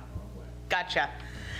In reference to what Leo said, because I don't disagree with that. I think that for a very long time, this has been something I have brought up before I was on the council. What would be the process of looking at that once again? To increase the fee? For people that are using city street and city sidewalk and making substantially more revenue to do so. So it's in the licenses and permits ordinance. I can tell you that we've made amendments to that every year to the outdoor dining section. But we initially started with 50 cents a square foot the first year and increased it to $1 a square foot the subsequent year when we actually started regulating the price for outdoor dining. That was based on when the park was being used, Haynes Park, to try to make it more equitable. But certainly, it's an ordinance change. We do them all the time. So if people wanted to propose, I mean, we're kind of in the middle of the season now. People have already come in and paid fees, and we've got a couple more coming to you next council meeting, or at least one. It's a little late for this year, but we could certainly implement something this summer and have it in place for next year. Thank you, Patty. Do you know about how much we collect in outdoor dining? The outdoor dining, the regular outdoor dining is probably $1,000, and then the extended outdoor dinings is $2,000 or $3,000. It's not a ton of money. Yes? Do you know how it compares to other municipalities that charge similar fees? Well, every municipality is very different in how they regulate those things. Portland, if you're comparing to Portland or South Portland, they have exorbitant fees that wouldn't be sustainable here in Waterville. But other municipalities have lesser fees. Some allow parklets. Portland does. We did allow on Main Street the use of parking space. That was, it wasn't an ideal situation for the restaurant or the attendees, and it, could be dangerous to some degree, having people driving by. We don't have a lot of space in the downtown area. This is really unique to the downtown area. So there's not a lot of places that can extend beyond the sidewalk without crossing a street or, it gets dangerous for their staff.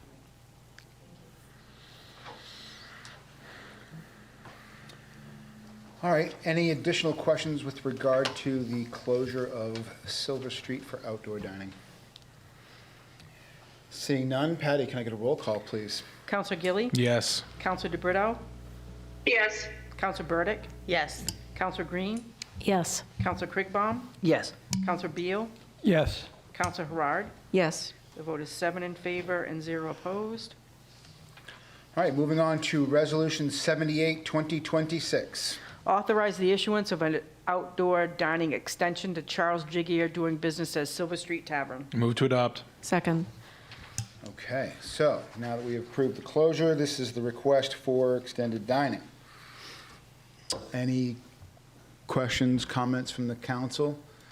Looking at the sketch, it doesn't appear to be anything different than Nope. what he's doing, what he's done in the past. Correct. Just a question for you, Patty. So he pays for that entire area, not just the highlighted extended part?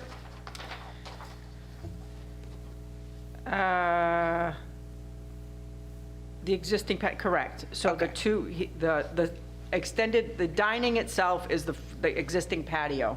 That is the $200 because it's just sidewalk area in front of his building. The extended area that goes into the street, that's what he pays for additionally to the $200. I guess I don't know how that So the equals street- out to 1,000 square feet. Oh. 38 times 12. So, I'm sorry. I may be off on my number. It's around that. Oh, so 21 by 38, yeah. So it's like, what, 460? Paying for 456 square feet? He's paying for more than that. Okay.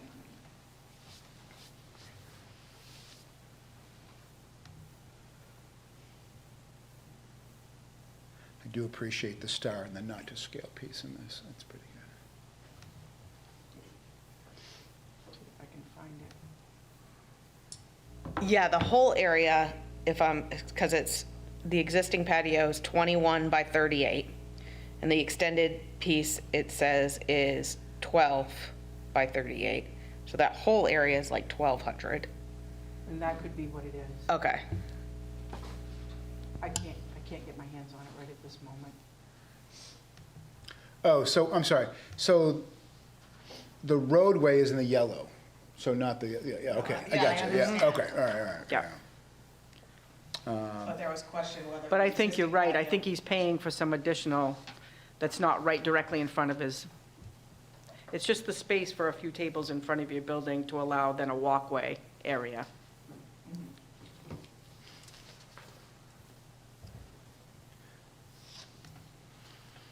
Okay.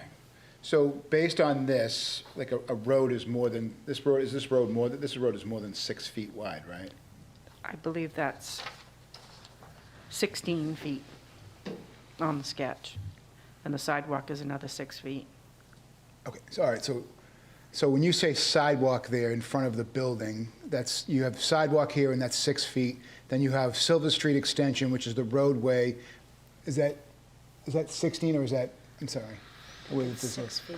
Is it 6 feet or 16? Looks like 16 Okay, for the thank street. you. I couldn't, another 6. okay.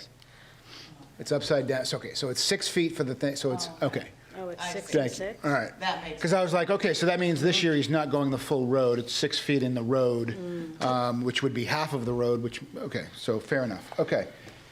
I thought that was a 6, my bad. No, yeah, I did too. I'm looking at it like, but, and plus it's upside down, so, fair enough. Okay. Any other questions? Any other math anybody wants to do? Okay. Seeing none, Patty, can I get a roll call, please? Counselor Gilly? Yes. Counselor DeBrito? Yes, sorry. That's okay. Counselor Burdick? Yes. Counselor Green? Yes. Counselor Kriegbaum? Yes. Counselor Beal? Yes. Counselor Harard? Yes. The vote is 7 in favor and 0 opposed. All right, moving on to Resolution 79, 2026. Approve the appointment to the Kennebec Water District Trustees. Move to adopt. Second. All right, any discussion? Seeing none. Patty, can I get a roll call? Counselor Gilly, Yes. Counselor DeBrito, Yes. Counselor Burdick, Yes. Counselor Green, Yes. Counselor Krigbaum, Yes. Counselor Beal, Yes. Counselor Harard. Yes. Vote is 7 in favor and 0 opposed. Thank you very much. All right, moving on to Resolution 80, 2026. Authorize the issuance of an over-limit permit to allow over-limit loads on Waterville streets. Move to adopt. Second.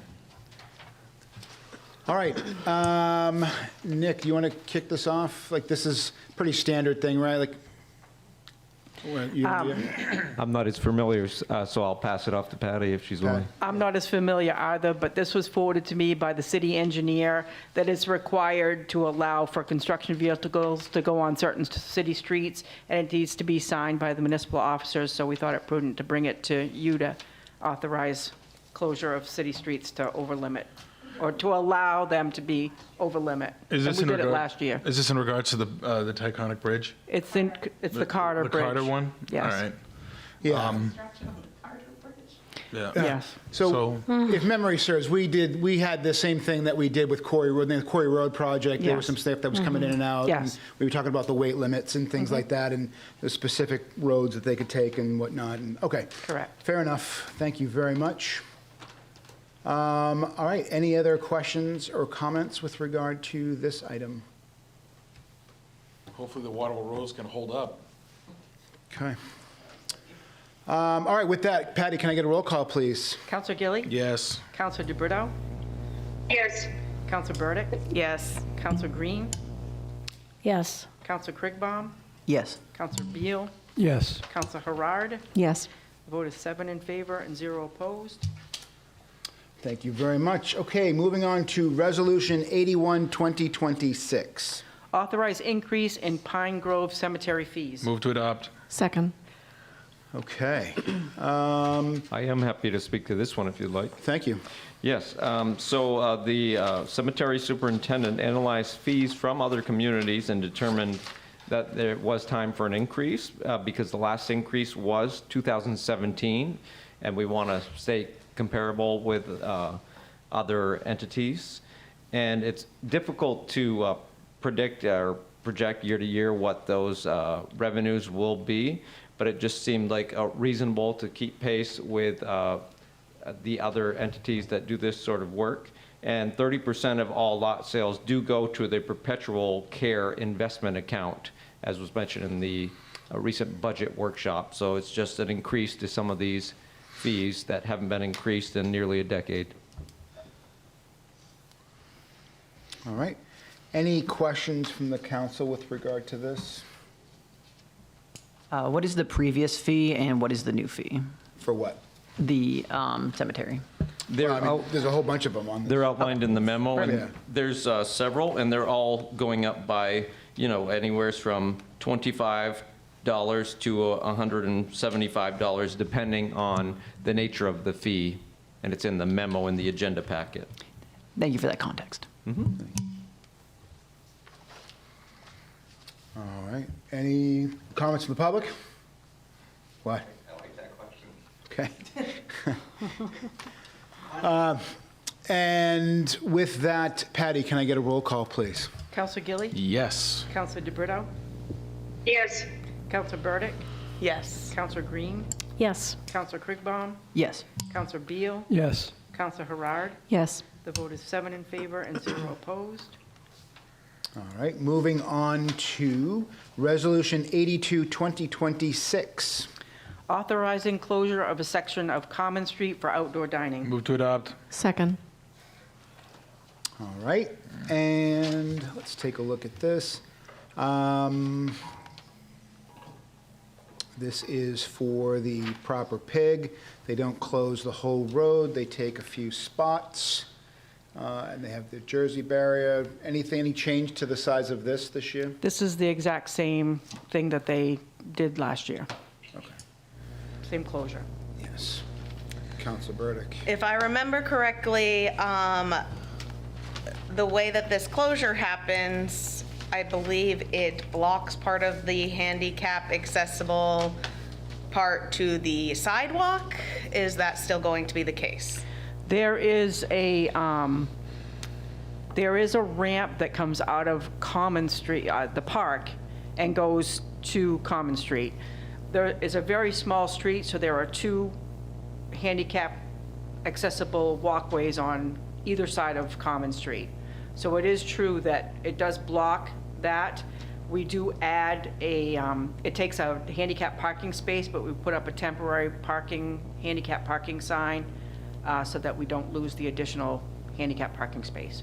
So that is true, that handicap accessible ramp is taken during this time, but there's two. We've had the city engineer look at it, the code enforcement officer look at it. It's something that's bothered me for years, though. And I just struggle with taking up a part of our sidewalk, specifically a handicap accessible part of the sidewalk, whether there's another one down the street or not, when they actually do have space to do outdoor dining on the other side of their restaurant. And it's just something that has really, I understood during COVID and making accommodations, but I really struggle with, blocking a handicap accessible part of the sidewalk when we have a lot of elderly residents trying to get to the sidewalk and making that area much more narrow, which makes it more dangerous when there are alternatives as well. So that's just my 2 cents. Do we have the ability to slide this? Because I don't believe, if I looked at if I remember correctly, I'm trying to think of the amount of space that it's in the middle. The handicap accessible, the crosswalk is what we're talking about. We're blocking the crosswalk, right? The handicap accessible ramp from the park goes into the street, basically. Right. And there's a crosswalk there. So if you're proposing moving the area of the outdoor dining, it's intended to be in front of their space, not in front of infringing on the neighbors either way. So it's basically the width of their property that they're using. So to shift it, you really wouldn't be able to shift it in front of another person's business. You would decrease it or probably put it in half, basically, if you were to shift it or reduce it, if you will. Okay. Leo? Cheer up, Mike. Not that guy. You should live with me. It's not worse. I think I looked at this a lot. I've looked at it before. I love the proper pig. I really like the idea, like when you get outside, I know I talk about this a lot, but it changes people. It calms you down. It's really nice to be outside, especially after being inside all winter. So I'm all for Silver Street and these guys not paying a reasonable rent to be outside, because it's not reasonable. What I think we should do at the end of these things is say, yeah, we're not going to raise it this year because they've already got their permits, but we should make a commitment as a city council to say, hey, you're going to pay a reasonable rent next year, and we're going to be on record that the rent's freaking going up next year. Because if you're going to make money off taxpayers, we're subsidizing the proper pig. We're subsidizing Charlie Jagier. Tell you what, they're great people. I don't think they need to be subsidized by me. That's not fair. Just like I shouldn't be subsidizing Walmart. But back to the crosswalk. Why can't we do this? Why can't we move the whole crosswalk? Make some concrete ramps that go from the park to the street, and just, it's a poured concrete thing. So you have a ramp on each curb, because they're granite curbs. So just move that whole crosswalk to accommodate their little outdoor space. It's a poured piece of concrete. It would eat up one parking spot on one side, because there's only parking on one side there. Temporary ramps. We pick them up just like we do the Jersey Cades. So we have that ramp. It's super easy to do. And then we don't lose that. Because if you're in a wheelchair or whatever, 50 feet's a lot. It's a lot. It's a lot to do, yeah. I mean, so that's just being fair. The other thing is, on Silver Street, and for this, I know over here we have Jersey Cade set up. Do we set them up at our expense? Because if we do, that dollar per square foot doesn't even cover that. We do set them up, Public Works, make sure that they're in place and that the safety is ensured for the pedestrians and the people. They do. We are super subsidizing two profitable businesses, whom I love. They're great people. They employ people, but we shouldn't be subsidizing them like this, especially in a time where we need money. On the other hand, we're also encouraging people to come downtown to go to the restaurants. The city benefits from the extra taxes that they incur, sales tax. I mean, it's a trade-off. We'd have to do some more investigation, but we as a city benefit from having more people downtown. No question about it. So But I why think- is that inappropriate to support some of these businesses? Well, I mean, like, listen, I think not really on the topic of what we're talking about tonight. I think that it is a valuable point, and it is certainly something that we could certainly discuss as we look to next summer. We're already rolling in this summer, and it is what it is, and we will certainly have those conversations. I will ask, I mean, there's a good point about looking to see what that looks like for a temporary spot, to see if we can, accommodate that somehow.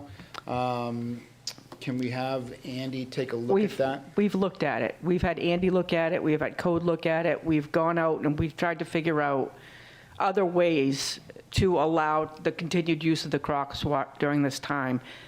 We had no viable solutions. The street is narrow as it is, so you can't add at the end of the park a sidewalk on the edge of the park.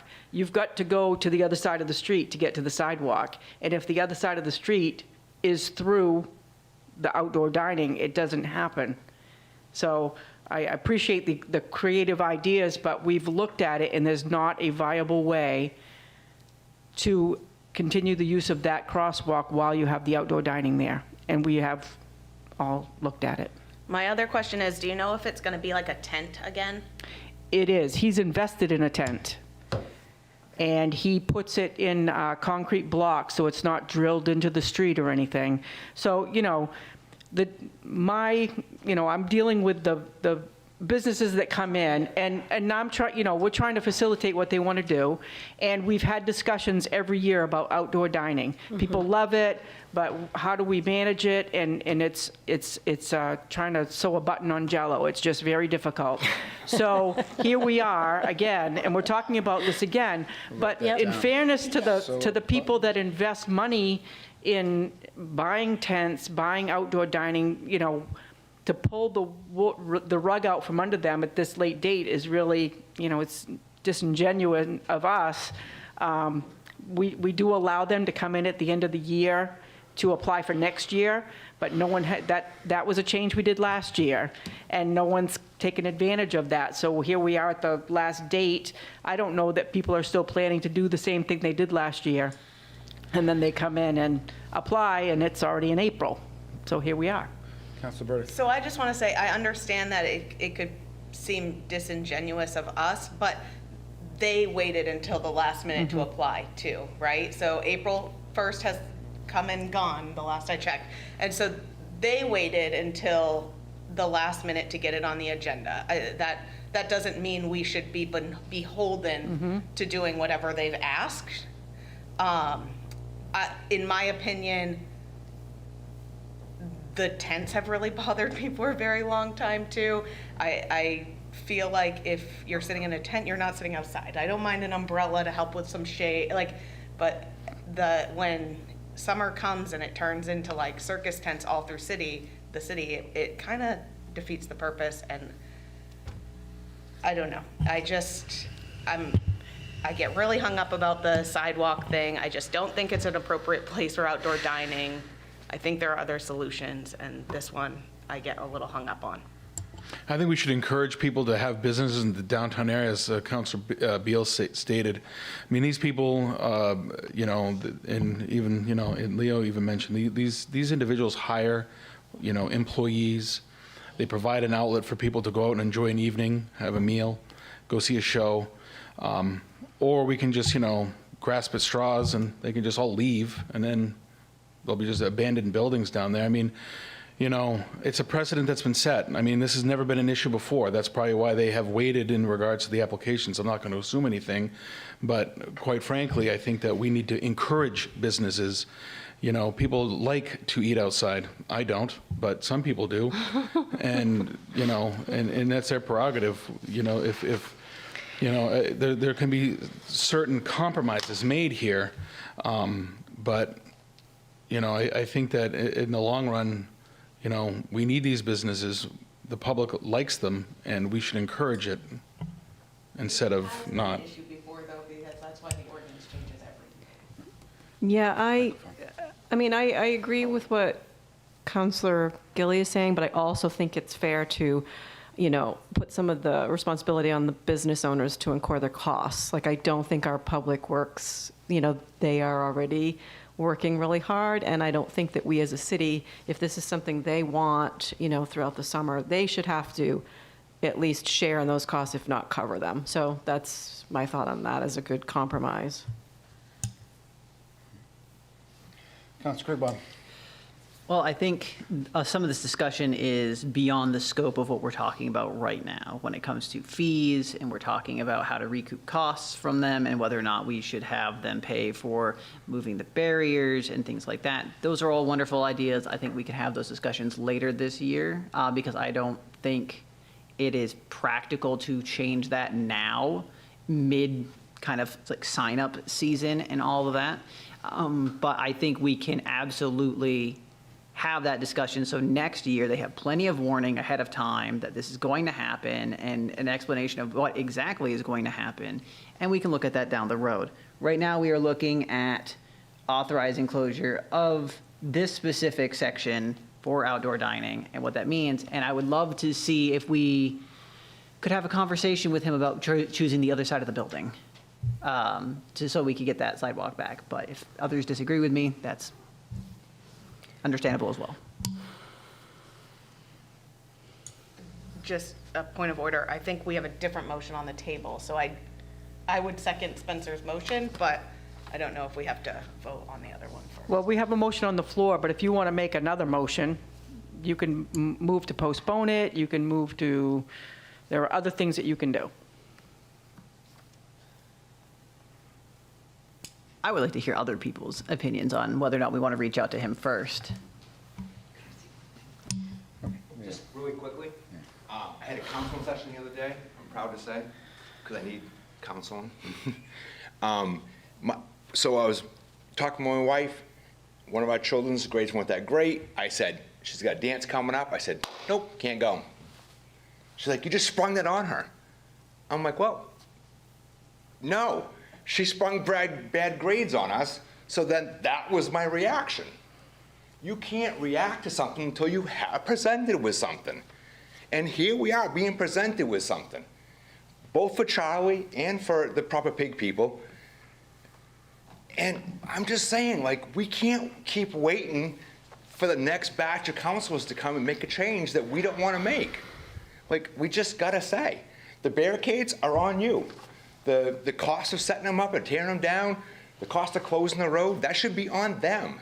This $1 per square foot, if I can rent space off you for $1 a square foot, show it to me, because I will rent every square foot you got. Let me tell you, that is not a real number anywhere in this country. Leoville. It's a lot. You react to what's presented to you. You don't wait. Everyone, you don't wait till next year, because then you forget, you get complacent, the budget's passed, everyone's like, whatever. Okay. Sorry, I know I'm crazy. Thank you. Councilor Green. I think we should definitely look at fees next fall when the season's over or before.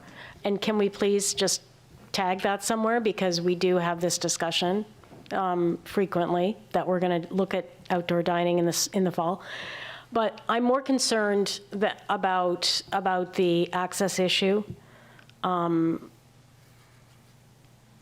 So I hear, Patty, you said that you've already talked about whether there's some other option, but I don't really feel comfortable voting for something that's going to deprive access to the street from people who have mobility issues. So, and for access that is provided most of the year. I'm sorry. So we could move to table if we think there's anything that could be done, or I would make that proposal if you think there's anything more to say on the issue, or that we can find a solution. Councilor DeBrito. I have a quick question to Patty. So, I mean, since we're late in the game, so what is the consequences like of us postponing this another week? Because I do agree that it's already April. I mean, if we're going to change something, we need to change it across the board, not just single out one individual, like business. And so I want to hear, like, what is the consequences of that? Well, there really aren't any consequences right now because it's still snowing out. So no one's going to be sitting outside eating right now.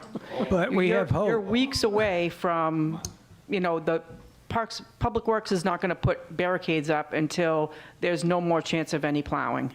So, we're a few weeks away at this point. So it would be okay for us to just table this until next meeting to figure out to see if we can put it towards the back of the building? That's what I'm trying to get at. I don't think that is the option necessarily. He already has outdoor dining out back. He wants to extend his outdoor dining to the front side of the building.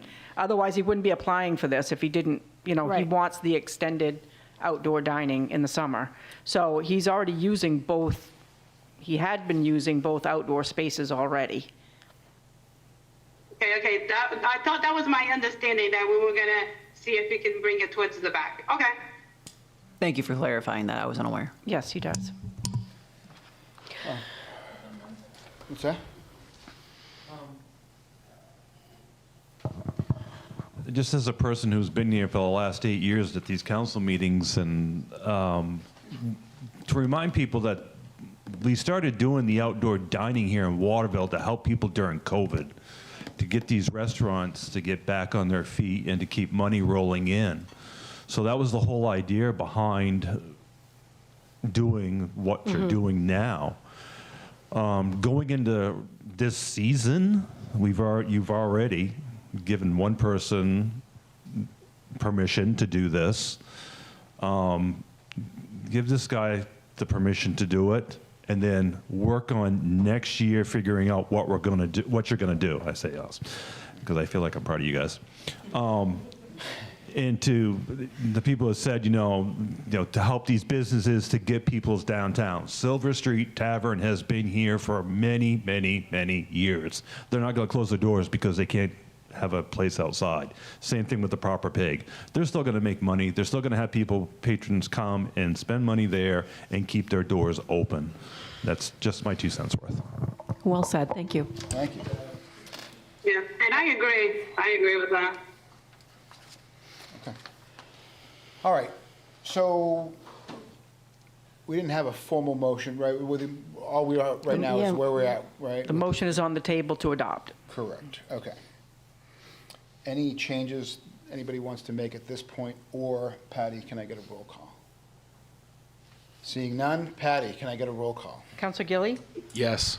Counselor DeBrito? Yes. Counselor Burdick? No.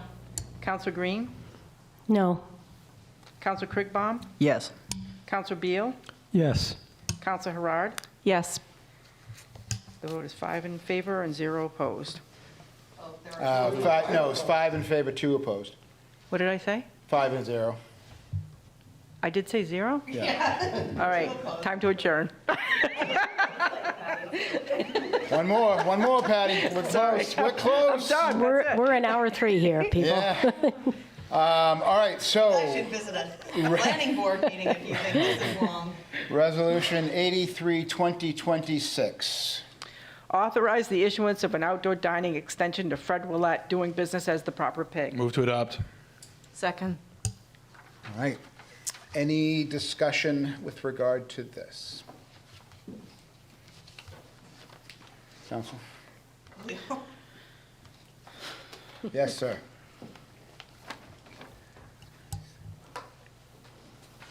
If you give me Public Works and Andy, I guarantee you, I thought of this.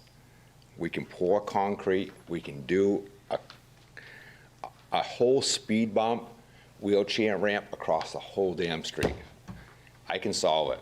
I know, I thought of this. I've been listening to this for 3 years. Also, as a point, even though I like the Proper Pig and I like going outside to eat there, how many parking spots do they take up, Patty?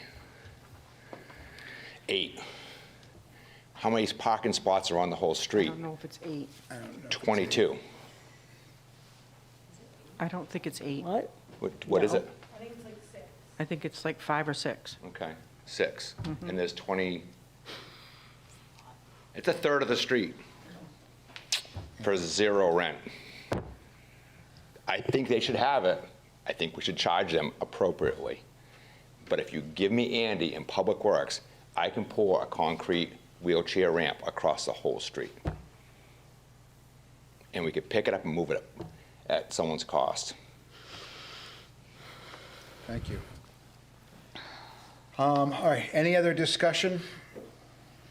Seeing none. Patty, can I get a roll call, please? Counselor Gilly? Yes. Counselor DeBrito? Yes. Counselor Burdick? I'm still a no until we fix the handicap issue. Counselor Green? No. Counselor Krigbaum? Yes. Counselor Beal? Yes. Counselor Harard? Yes. Vote is 5 in favor and 2 opposed. All right, with that, I will entertain a motion. Motion to adjourn. Second. Thank you.